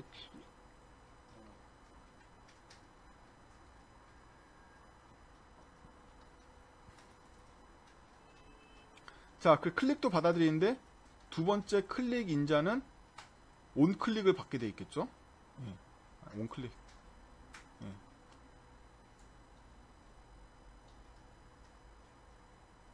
이렇게 봤어요. 다 지워. 누가 안 해. 막 함부로 만들래. 다 지워. 밑에도 다 지우고.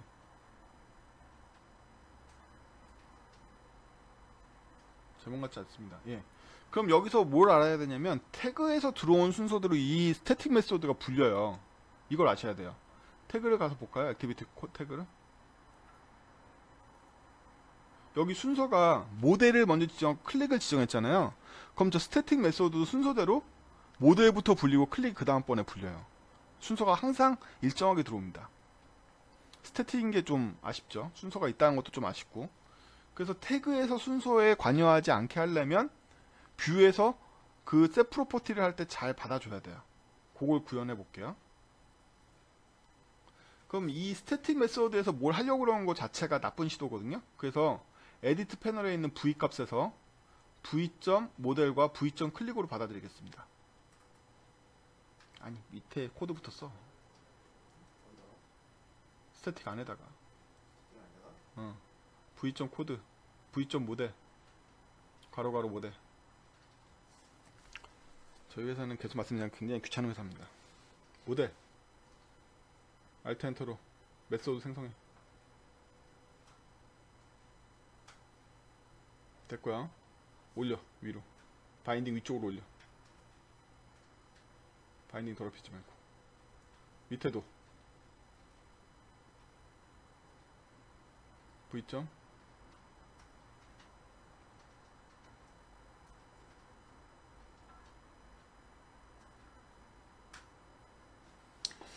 가져가 위로. 네. 밑에는요 이미 정리된 거예요. 밑에는 더 이상 보기 싫어요. 저걸로 제 할 일은 다 한 거죠. 그래서 태그를 받아들이는 부분에 많은 투자하지 마시고요. 그냥 다 원래 클래스 안에서 해결 보시는 게 좋아요. 그래서 그냥 저 스태틱 메소드들은 오직 안드로이드 시스템을 이용해서 데이터를 받아들이기 위한 장치다. 그냥 이렇게 생각하세요. 받아들였죠. 데이터 어댑터 이용해서, 바인딩 어댑터 이용해서. 그럼 이건 됐으니까 모델 값이 들어왔고 클릭 값이 들어왔을 때 진정으로 언제 렌더링이 돼야 될까요? 두 개 다 갖춰졌을 때 렌더링을 해야 되잖아요. 그러면 하나는 세팅하는데 둘 다 세팅되는 걸 확인한 다음에 런을 시켜야 될 거예요. 그리고 아까 기억나시는지 모르겠는데 얘는 런을 할 책임이 있죠. 런업을 구현할 책임이 있어요. 그래서 임플리먼트 런업을 할게요. 예. 위로 업어와. 그러면 모델이나 클릭이 다 업데이트가 끝났을 때 런을 호출해 주면 된다는 거죠. 그러면 거기서 모델부터 만들어 볼까요? 모델 가서 모델은 아니 모델 안에서 모델은 이렇게 몇 번을 같이 습관이 될까? M 엔터 알트 엔터로 필드 만들어주고 정리는 나중에 하는 걸 이씨 로컬로 했다. 정리는 나중에 하고 엔터 안 쳐서 그래. 빨간 박스에서 내려와서 자 뭘 검사하면 되냐면 저희가 if 클릭이 널이 아닌 걸 검사하면 되겠죠. 그럼 저희가 널 런 하면 된단 말이야. 됐고 밑에도 클릭은 C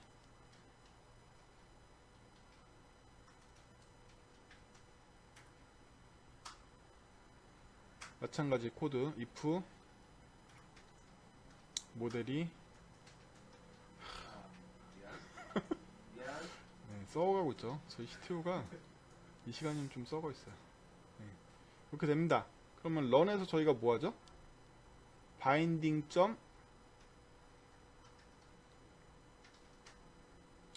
셈 모델만 하죠. 기억나시죠? 셈 모델만 합니다. 네. 엔터하고 바인딩 점 execute 이렇게 했어요. 아까 액티비티에서.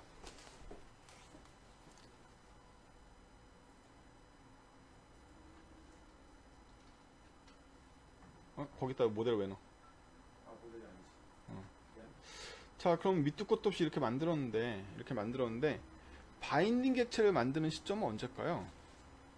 바인딩 객체 만드는 시점은 아마도 제 생각에는 런을 최초로 호출한 시점이겠죠. 그래서 저 때는 런이 아니라 이니셜라이즈 타이밍을 가져야 돼요. 그렇죠? 그래서 init라는 메소드를 하나 만들게요.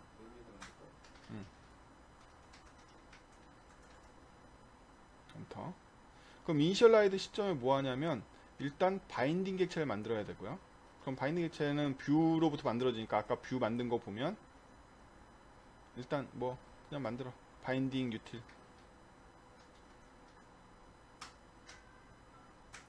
자, 이때 인플레이트를 통해서 만들어야 되는 거죠.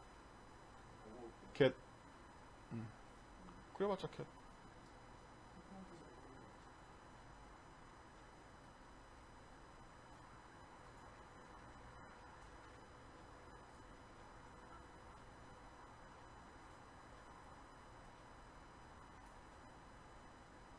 아니 태그 인플레이터 쓰잖아 걔는. 이렇게 쓰는데. 아이씨 태그 인플레이터가 디스의 get context.get 인플레이터란 말이야. 업올렘 그거 업어. 컨트롤 클릭해서.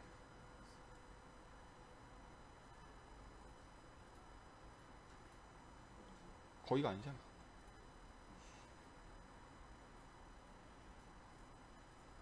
귀찮네요.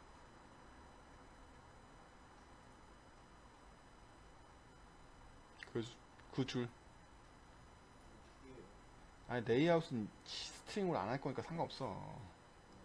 맞아.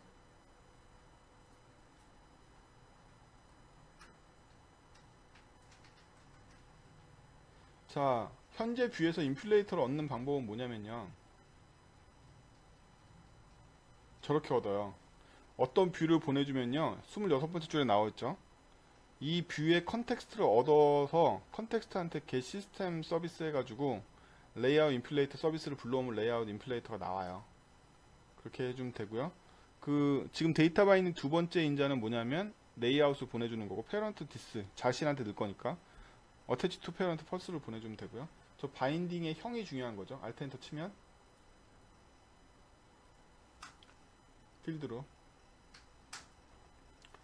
이 똘똘한 놈이 다 만들어주죠. 저희가 뷰 데이터 바인딩? 그냥 에디트 써야 돼. 이씨 써? 니가 에디트 패널 바인딩 엔터. 이렇게 에디트 패널 바인딩 형으로 바인딩을 하면요. 요 인플레이트가 뭐냐면 제네릭 메소드예요. 그래서 자동으로 형 매칭을 해서 원래 생략한 거예요. 원래 인플레이트 앞에 꺽쇠 해가지고 해줘 보여줘.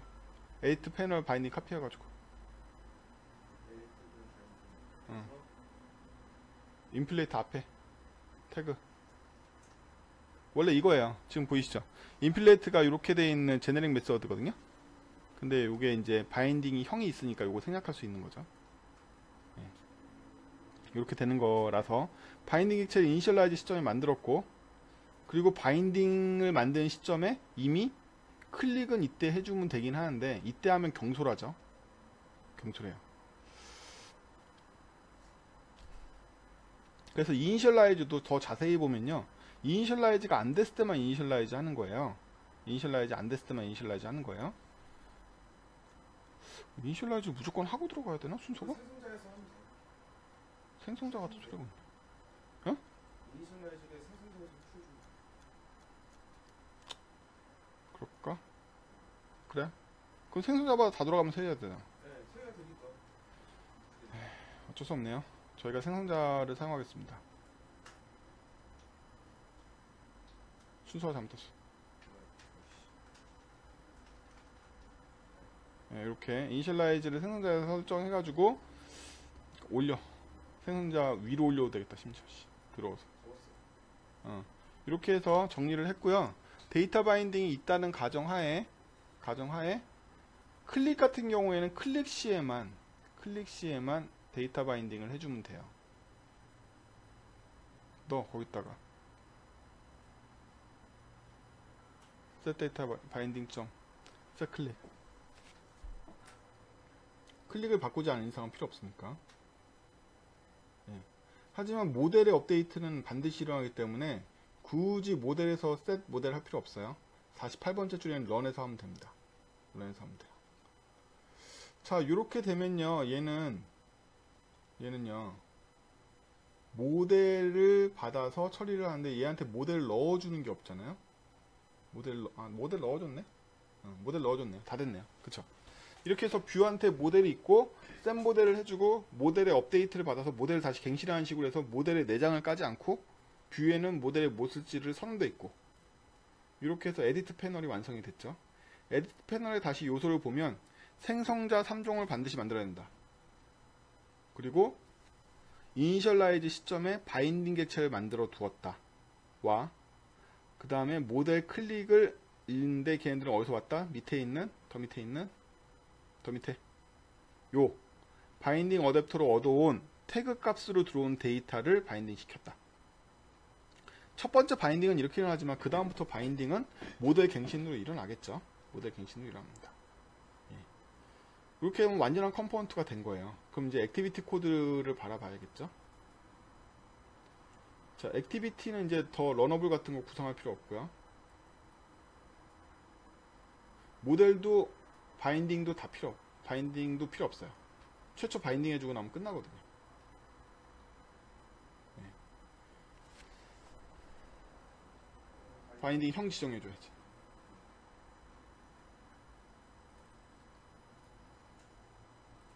모델도 형 지정해줘.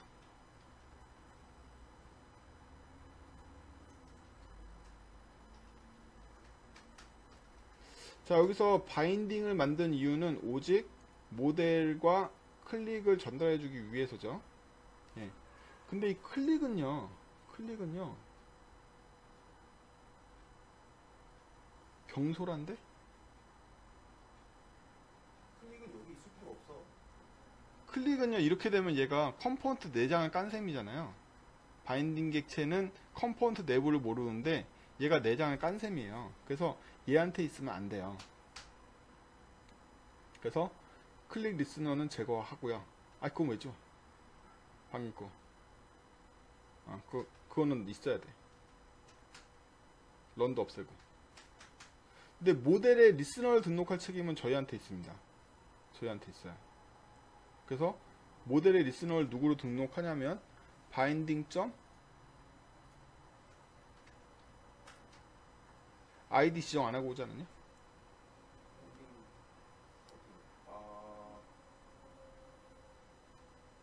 저희가 이거를 언제 지정할 거냐면 모델을 받아오는 순간 자기 자신을 지정하면 되기 때문에 여기서 할 필요가 없네요. 지워. 18번째 줄도. 그리고 17번째 줄은 어버와 X. 바인딩 점 모델에 거기로 가면 되지. 저희가 만들었던 에이트 패널에서 하면 되거든요. 에이트 패널.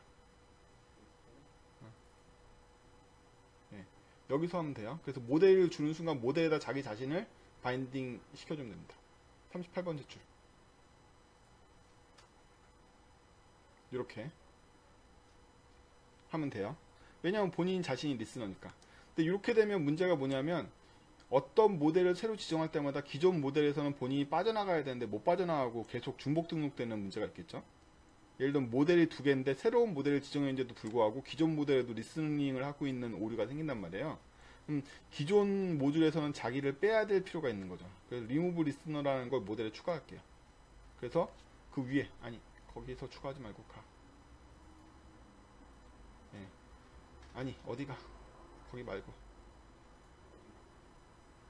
근데 모델을 지금 한 번밖에 지정 못하네. 지금은 걱정할 필요가 없는데요. 안전하게 코드를 짜볼게요. 그 윗줄에다가, 아니 모델 안에 if 모델이 널이 아니면 모델점 remove listener 모델 listener this 이거 주소 꺼라. 요게 생략되어 있는 거예요. 기존에 있는 거에서 자기 빼낸 다음에 해야 되거든요. 안 그러면 다른 모델이 업데이트 했는데 엄하게 얘가 자기를 업데이트 하겠죠. 모델 여러 개가 되고 갱신할 수도 있는, 지금 프라이빗에 태그로밖에 지정 안 해서 그런데 나중에 얼마든지 더 집어넣을 수도 있거든요. 컴포넌트라는 거. 특히나 네트워크에서 데이터 받을 때마다 뷰는 그냥 두고 뷰에 있는 데이터만 갱신될 건데 데이터의 부분 세터만 쓴다는 보장이 없어요. 그냥 새 모델 만들어서 꽂는 경우가 더 많아요. 그래서 그런 것들을 꼼꼼하게 다 대응해줘야 된다. 클릭 리스너를 지가 소유하면 그만이니까. 근데 여기 보면요, 클릭 리스너도 문제가 뭐냐면 본인의 클릭 리스너에 대해서 외부에서 공급받을 수 없다는 거죠. 본인이 알고 있거든요. 컴포넌트 내부 사정은. 그래서 더 이상 클릭 리스너는 외부에서 공급받지 않습니다. 그래서 아래에 있는 거 지울게요. 아니, 그건 그냥 두고 일단 둬. 내려가. 태그를 지우라고. 태그를? 더 내려가. 클릭 태그를 지우라고. 뭐를 지우라고? 태그에서도 지우고. 더 이상 리스너는 외부에서 공급할 수 없어요. 왜냐하면 자기 리니어 안에 뭐가 들어있는지 자기밖에 몰라요. 태그를 실제로 가서 볼까요? 자기 내부에 있는 사정은 자기밖에 모르잖아요. 바깥에 있는 걔가 모른단 말이에요. 딜리트. 그렇기 때문에 얘는 그냥 클릭을 지정할 수가 없죠. 예, 그냥 클릭을 지정할 수가 없어요. 저희가 최종적으로 목표로 하는 거는 뷰 모델이긴 한데, 뷰 모델은 원래 리스너로 같이 갔는데 지금은 리스너를 가질 수가 없으니까 자기 자신을 지정하는 걸로 할게요. 아니, 그 위에는 지정해봐. 컨트롤 Z. 예. 이 온클릭 리스너를 자기 자신을 보내줄 거야. 그래서 모델이 들어온 순간 클릭 리스너도 같이 세팅을 해버리겠죠. 가. 예. 그래서 모델이 들어온 순간만 알면 되지 더 이상 클릭 너를 체크할 필요가 없습니다. 그냥 무조건 런이에요. 아니 그럼 그냥 왜 거기서 놓으려고 그래? 거긴 놓지 마. 밑에 클릭은 필요 없고. 어느 순간이냐면 모델이 세팅되는 순간 모든 게 게임이 끝나는 거죠. 그쵸? 그러면 그 모델 메소드에서 41번째 줄에 엔터 치고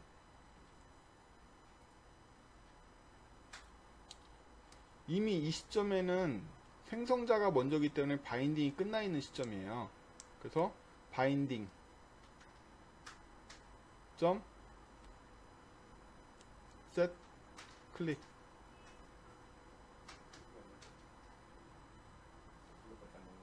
set 클릭 어땠어?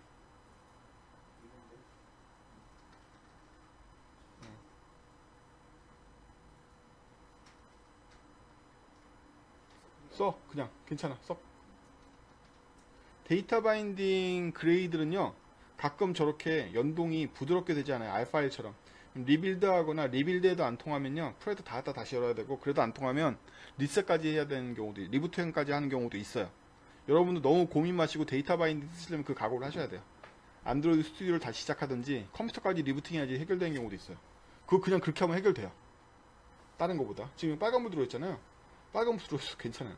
디스를 보내면 되겠죠. 근데 디스를 안 보내고 대신에 뭘 보낼 거냐면 아까 했던 그 람다를 보낼 거예요. V. 그럼 바인딩으로부터 얻을 수 있죠. 바인딩.edit. getText 를 누구한테? 모델한테 주는 거죠. 모델. 타이틀. 요게 아까 있었던 그거란 말이에요. 그쵸? 그리고 곧장 런 때리면 되죠. 더 이상 필요 없고. 예. 그리고 밑에서도 런 때리면 되고.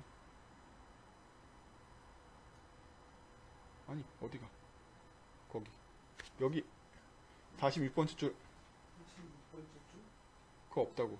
아, 그냥 런이라고. 없구나. 47 지워. 48분부터 딱 지우고. 예, 이렇게 정리가 됐고요. 이렇게 보면요, 이니셜라이즈 시점을 저희가 불안불안하게 가져갈 이유가 없거든요. 이 모델이 세팅되는 순간이 바로 바인딩의 순간이기 때문에 누가 먼저인지 인식할 필요가 없어요. 그래서 그걸 잘라와서 이 모델이 세팅되는 이 시점에다 집어넣을게요. 바인딩이 더 위에 있어야지. 걔는 모델을 위한 임시코드. if 필요 없어. 오직 한 번밖에 안 불려. 프라이빗이기 때문에. 자, 생성자에 이니셜라이즈 호출했던 거 다 없애줄게요.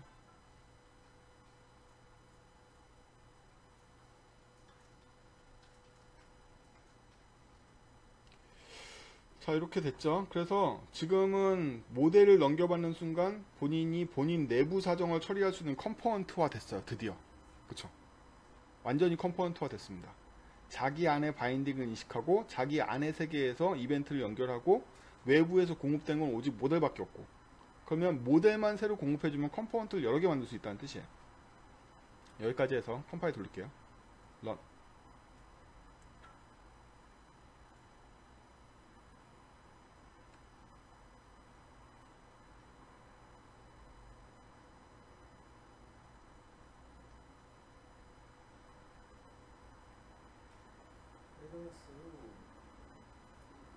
왜냐하면 바인딩을 아무것도 안 했으니까. 바인딩 해. 바인딩 점 이거 메인 액티비티입니다. 저희가 메인 액티비티 레벨에서도 바인딩 하죠. set 모델.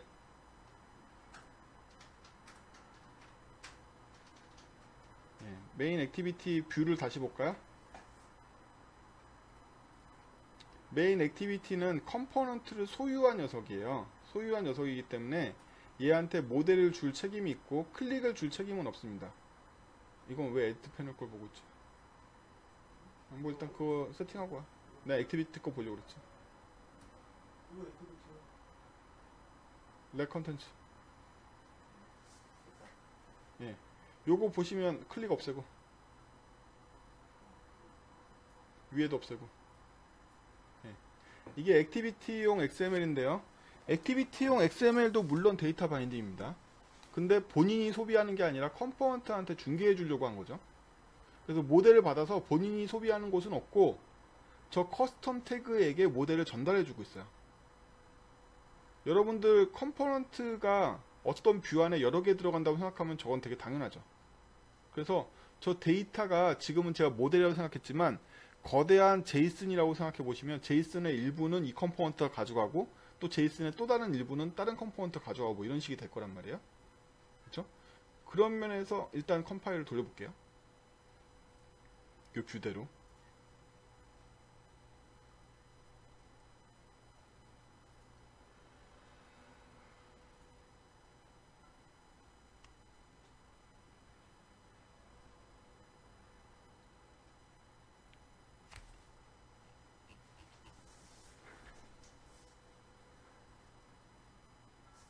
나온다. 왜안 나오지? 몰라. 그거 봐봐. 뷰 구조도. 한 번도 런을 안 했나? 런. 지금 만들면서 나온다.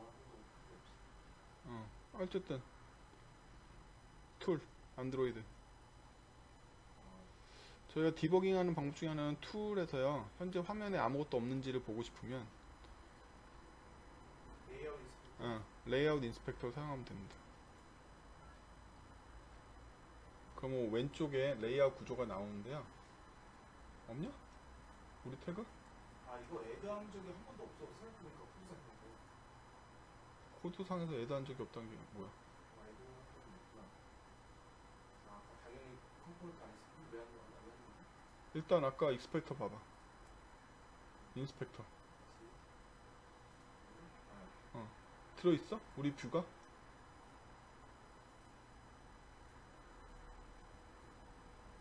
에디트 패널 있는데. 어? 에디트 패널이 있어. 에디트 패널 안을 못 보나? 네, 에디트 안에 패널 안을 못 봐. 에디트 패널 안에 그냥 안 보이는 건데 없는데? 에디트 패널 안이 안 만들어진 거잖아. 네. 응. 왜 안 보이지? 가봐. 아니, 에디트 패널 XML로 가야지. 에디트 패널 있으면 이게. 아니, XML이 아니라 코드로 가야지. 안 보이는 게 문제가 아니라 요소가 없는 게 문제잖아. 바인딩 익스큐트가 한 번도 안 됐다는 건가? 바인딩 익스큐트는 했는데. 왜냐면 넌 무조건 때리잖아. 좋아. 그러면 거기다 로고 좀 걸어봐. 브레이크 포인트를. 그럼 브레이크 포인트 걸어봐.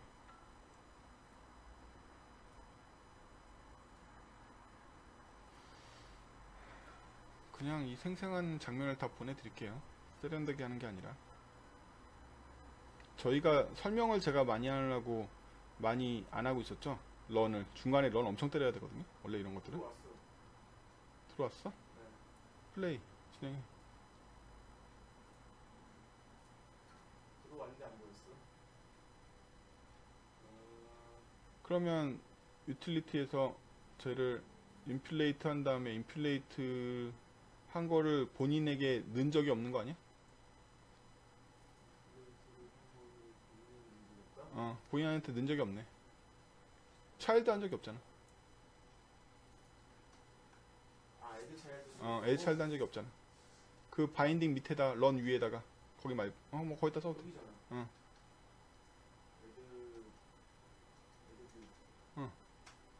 에드 바인딩 점 이거 되게 기본적인 건데 안 했네요. 이렇게 일단 할게요. 요러고 보시면요. 바인딩 객체로부터 뷰를 얻는 방법은 get 루트라고 했잖아요. 지금 무슨 일을 한 거냐면 저희 에디트 패널에 바인딩까지는 했는데 바인딩 했던 그 뷰를 애드 뷰를 한 적이 없는 거예요. 이 컴포넌트에 저희 커스텀 태그에 애드 뷰를 해줘야 될 거잖아요. 그래서 애드 뷰를 했습니다. 다시 런 때리겠습니다. 아까 좋죠. 뷰 인스펙터를 이용해서 저희 에디트 패널 안에 아무런 자식이 없다는 걸 알아내서 지금 저희가 디버깅에 성공한 거예요. 잘 됐죠? 잘 나옵니다. 바꿔볼까요? 네, 잘 돼요. 이제 아까 액티비티가 잘 되는 거하고는 차원이 틀리죠. 자기만의 모델을 갖고 있고 자기만의 컴포넌트로서 잘 되고 있는 거예요. 네. 근데 지금 이거 뷰 인스펙터 한번 다시 때려볼까요? 마음에 안 드는 게 하나 있거든요. 얘가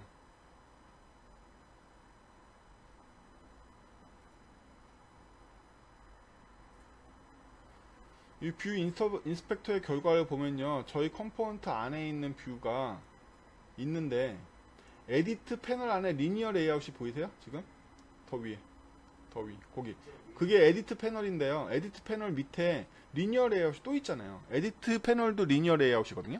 그럼 리니어한 상태예요. 지금 리니어한 상태다. 마음에 안 든단 말이죠. 그럼 리니어하지 않게 만들려면 XML을 머지로 감싸면 됩니다. 잡고 XML로 가서 지금 얘가 리니어 레이아웃으로 감싸져 있는데 이렇게 안 하고 얘를 머지 태그로 바꿔요. 머지 써 그냥 괜찮아. 용기를 갖고 써. 그 다음에 이 안에 있는 세 개의 요소는 컴포넌트 바깥으로 옮겨주면 돼요.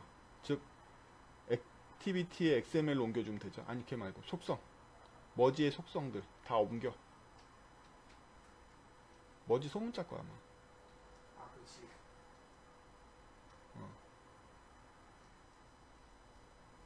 밑에 닫는 태그.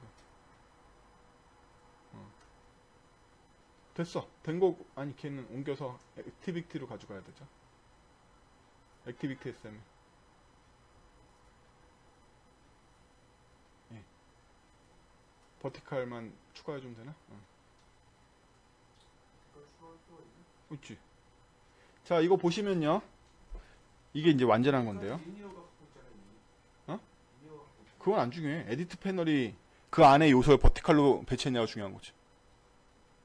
이해했어? 오케이. 응. 지금 에디트 패널 안에 내부가 리니어 레이아웃이잖아요. 근데 리니어로 또 감쌌단 말이에요. 근데 이제 그 안에 있는 리니어를 없앨 거고 머지를 시켰기 때문에 에디트 패널의 자식으로 들어올 건데요. 그때 오리엔테이션 버티칼이나 호리즌트를 외부에서 지정할 수 있는 거죠. 크기도 그렇고. 왜냐하면 에디트 패널 자체가 리니어 레이아웃이니까. 그래서 마치 일반적인 리니어 레이아웃 옵션을 설정하는 것처럼 에디트 패널에다 다 저렇게 옵션을 빼주는 편이 컴포넌트 입장에서 훨씬 더 뭐랄까 응용 범위가 넓죠. 예. 다시 컴파일 해보겠습니다.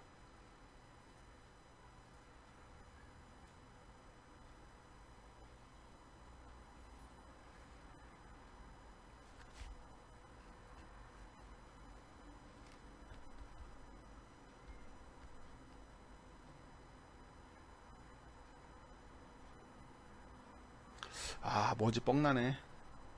머지 뻥나네. 이것 때문에 뭐냐, 액티브 패널 자체가 리니어 레이아웃이었어. 아니, 그건 아니지. 이제 머지는 머지가 되는 건데, 원래. 머지 뻥나네. 머지 아니에요. 저 머지 돌릴래요. 머지 잡는 거 엄청 오래 걸려요. 저희가 제일 많이 고생한 것 중에 하나가 머지 잡는 거였는데 머지를 되돌리겠습니다.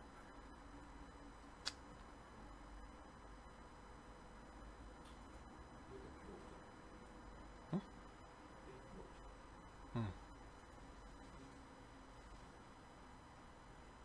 MER. 그래.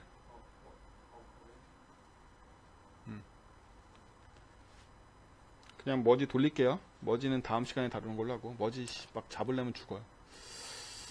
너무 집착해서 레이아웃 하나 없애려고 이렇게 노력하지 않겠습니다. 단지 이럴 거면 바깥쪽을 프레임 레이아웃으로 잡는 게 제일 가볍대요. 누구를 프레임 레이아웃 잡냐면 에디트 패널을 프레임 레이아웃으로 잡는 게 리니어 레이아웃보다 더 가볍겠죠. 아무것도 레이아웃이 안 하니까. 그것도 나중에 할게요. 다시 런.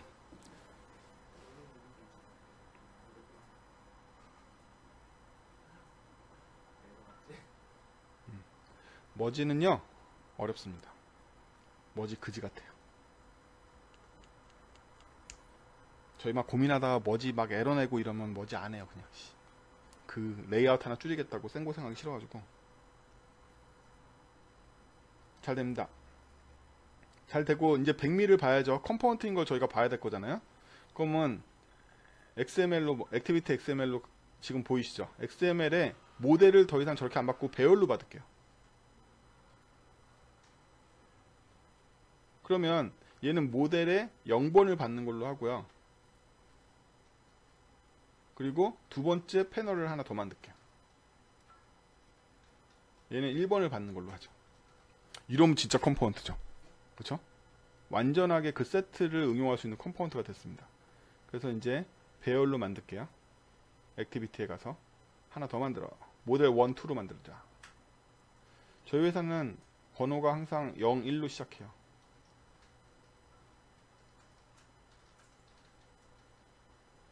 그래서 첫 번째는 모델 1이라고, 아니 모델 0이라고 아예 타이틀부터 모델 0으로 해도. 모델 0, 모델 1.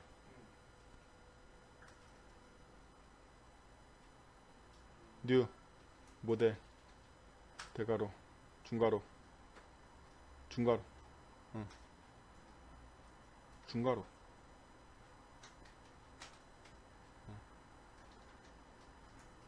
뭘 또 줄을 나눠. 그냥 해. 한 줄도 없이. 안 보기 좋아.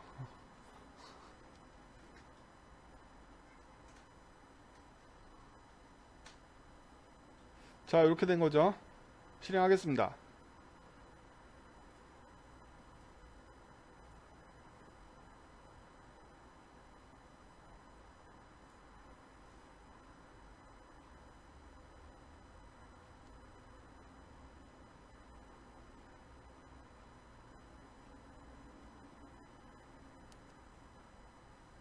이렇게 돼요. 타이틀 0번의 컴포넌트가 탄생해서 업데이트 트랙이고 얘는 얘대로 놀고 꼭 SD를 똑같이 써야 되나? A로 바꾸던지 해봐봐 좀. 이렇게 됐죠. 이렇게 됐습니다. 아름답죠. 아름다운데요.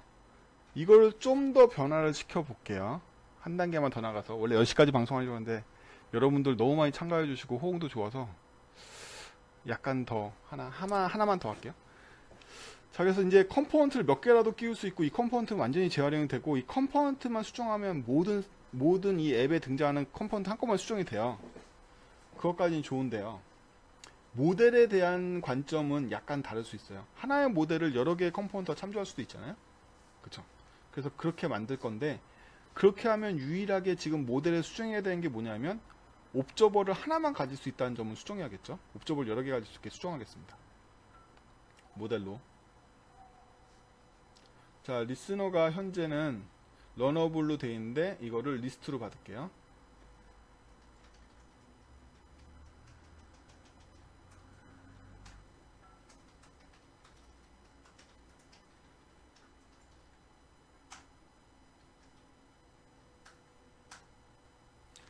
자, 이렇게 됐으니까 리스너 입장에서는 리스너를 그냥 하는 게 아니라 add로 받아들입니다.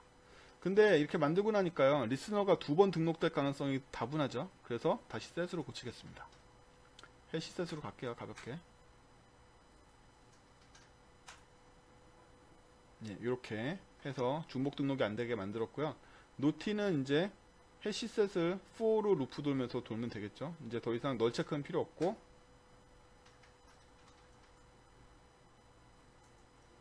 러너블 R 이렇게 해서 r.run 쭉 호출해 주는 걸로. 저희 회사는요, 심지어 중괄호 여러분들 컨벤션을 많이 쓰시죠. 저희는 안 써요. 저희는 회사가 좀 규칙이 엄격해서 문이 하나일 때는 중괄호 못 쓰게 하고 문이 2개 될 때 중괄호 쓰는 규칙을 써요. 자, 이렇게 해서 리스너 등록하는데 성공했고요. 리무브 리스너도 활성화 시킬까요? 시키죠. 뭐 해라. 퍼블릭 보이드 리무브 리스너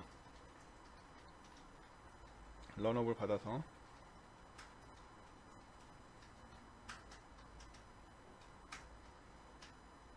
네, 뭐 이 정도고요. 대칭성이라는 말 들어보셨죠? 리무브 리스너가 됐기 때문에 어쩔 수 없이 정해서 또 애드 리스너가 돼야 돼요.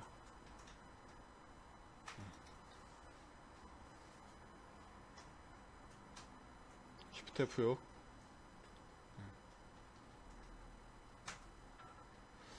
이렇게 해서 대칭성을 이뤘습니다. 그럼 이제 컴포넌트에서 모델을 소비하는 쪽에 약간 변화가 있죠. 가부와 예, 거기 리무브 하는 거 더 이상 저희가 주석을 안 걸고 진짜로 활성화시킬 수 있죠. 예, 이렇게 다 완전해졌어요. 그리고 이제 모델은 여러 개의 리스너를 소유할 수 있게 됐죠. 그렇기 때문에 XML에서 액티비티 XML에서 컴포넌트를 하나 더 추가할 건데요. 하나 더 추가했는데 세 번째 녀석은 모델 0번을 가르치도록 할게요.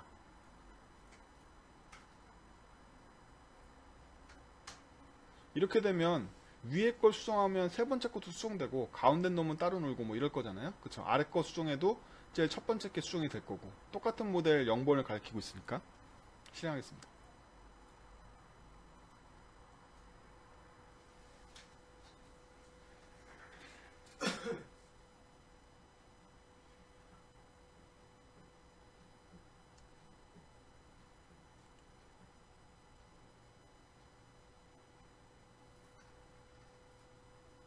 그쵸?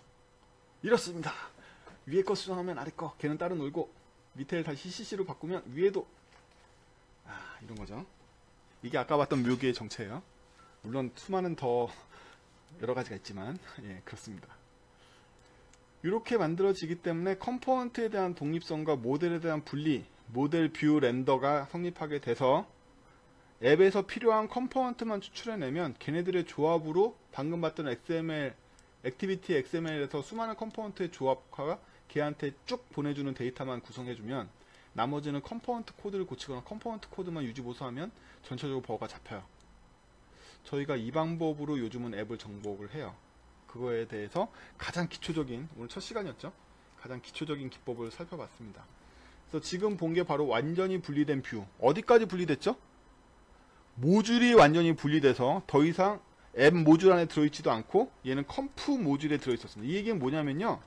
이 모듈을 완전히 다른 프로젝트에서 쓸 수 있다는 뜻이에요. 그쵸? 여기서 만든 컴포넌트가 여기서 끝나는 게 아니라 완전히 다른 프로젝트에서 가져와 쓸 수 있다는 뜻입니다. 뿐만 아니라 컴포넌트 안에 상세한 뷰 내용이 다 캡슐라이즈 되고 실제로 얘를 소비하는 XML 입장에서는 커스텀 태그만 딱 부르게 돼 있어요. 그 안이 어떻게 생겼는지 얘가 관심을 가질 게 아니다. 이 추상화의 수준은 기존의 XML에 아래에 있는 밸류 값을 공유하거나 스타일을 공유하는 값을 훨씬 더 상회하는 개념이죠. 예. 안에 있는 구성 요소를 다 만들 수 있기 때문에. 그래서 이거에 대한 기본을 살펴봤어요. 이걸 왜 기본이라고 부르냐면 이래봤자 예, 지금 뒤에 있는 이 컴포넌트가 만들어진 걸 보시면 컴포넌트인 건 감동스럽긴 한데 이래봤자 뭐다? 이래봤자 정적인 위젯만 가지고 구성해 있는 거죠. 이 컴포넌트에는 지금 3개의 위젯이 있다라는 정적인 내용만 들어가 있어요. 근데 아까 저희가 보여드렸던 거는요. 다시 보여줘봐. 이제 보는 눈이 생기셨을 테니까. 아니 그냥 그 시뮬레이터 실행만 하면 되지. 시뮬레이터. 시뮬레이터 사왔어. 아이.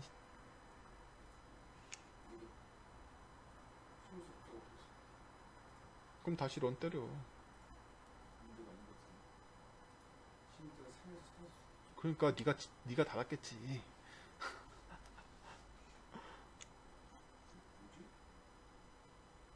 없어?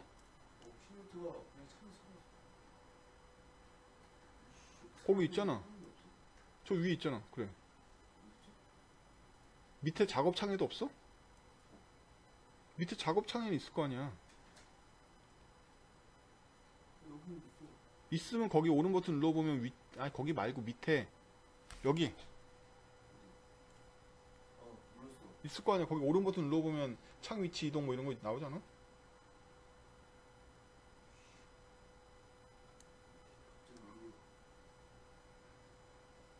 다 닫어. 걔 오른 버튼 눌러서 닫으면 되잖아. 다시 열어. 아, 참 힘드네요. 저희가 전문 방송인이 아니다 보니까. 갑자기 사라졌지? 아, 몰라. 빨리 실행해. 됐어. 나 미치겠어. 네, 떴습니다. 지금 저희가 개발한 거 보면 컴파일 하는데 이렇게 방송에서 여러분이 기다려줄 만하게 막 컴파일 되고 이러잖아요. 저 머신의 사양이 엄청 좋아요. 그러니까 저희 회사 컴퓨터들은 다 머신이 엄청 좋은데 데스크탑에다가 안 그러면 안드로이드 개발 막 포기하셔야 돼요. 노트북에서 너무 힘듭니다. 그거 다시 홈 버튼 눌러서 그거 우리 설치해놨던 거 라인 그거잖아. 셀러컴프. 이거 보시면요. 여기에 있는 밑에 팔로우가 됐던 위에 그룹에 나왔던 그룹명이 됐든 다 데이터 받아서 그렸을 거 아니에요? 이거 다 리사이클러 뷰예요. 나중에는 이 정적 컴포넌트를 만드는 레벨이 아니라 리사이클러 뷰처럼 배열 데이터를 받으면 그거 가지고 이 안에 요소를 다 그려주는 애도 저렇게 커스텀 태그 컨트롤로 다 바뀌어요. 저희가 이거 만들었던 요 XML을 보여드릴게요. 어떻게 생겼나? H 액티비티 보여줘. 액티비티 XML.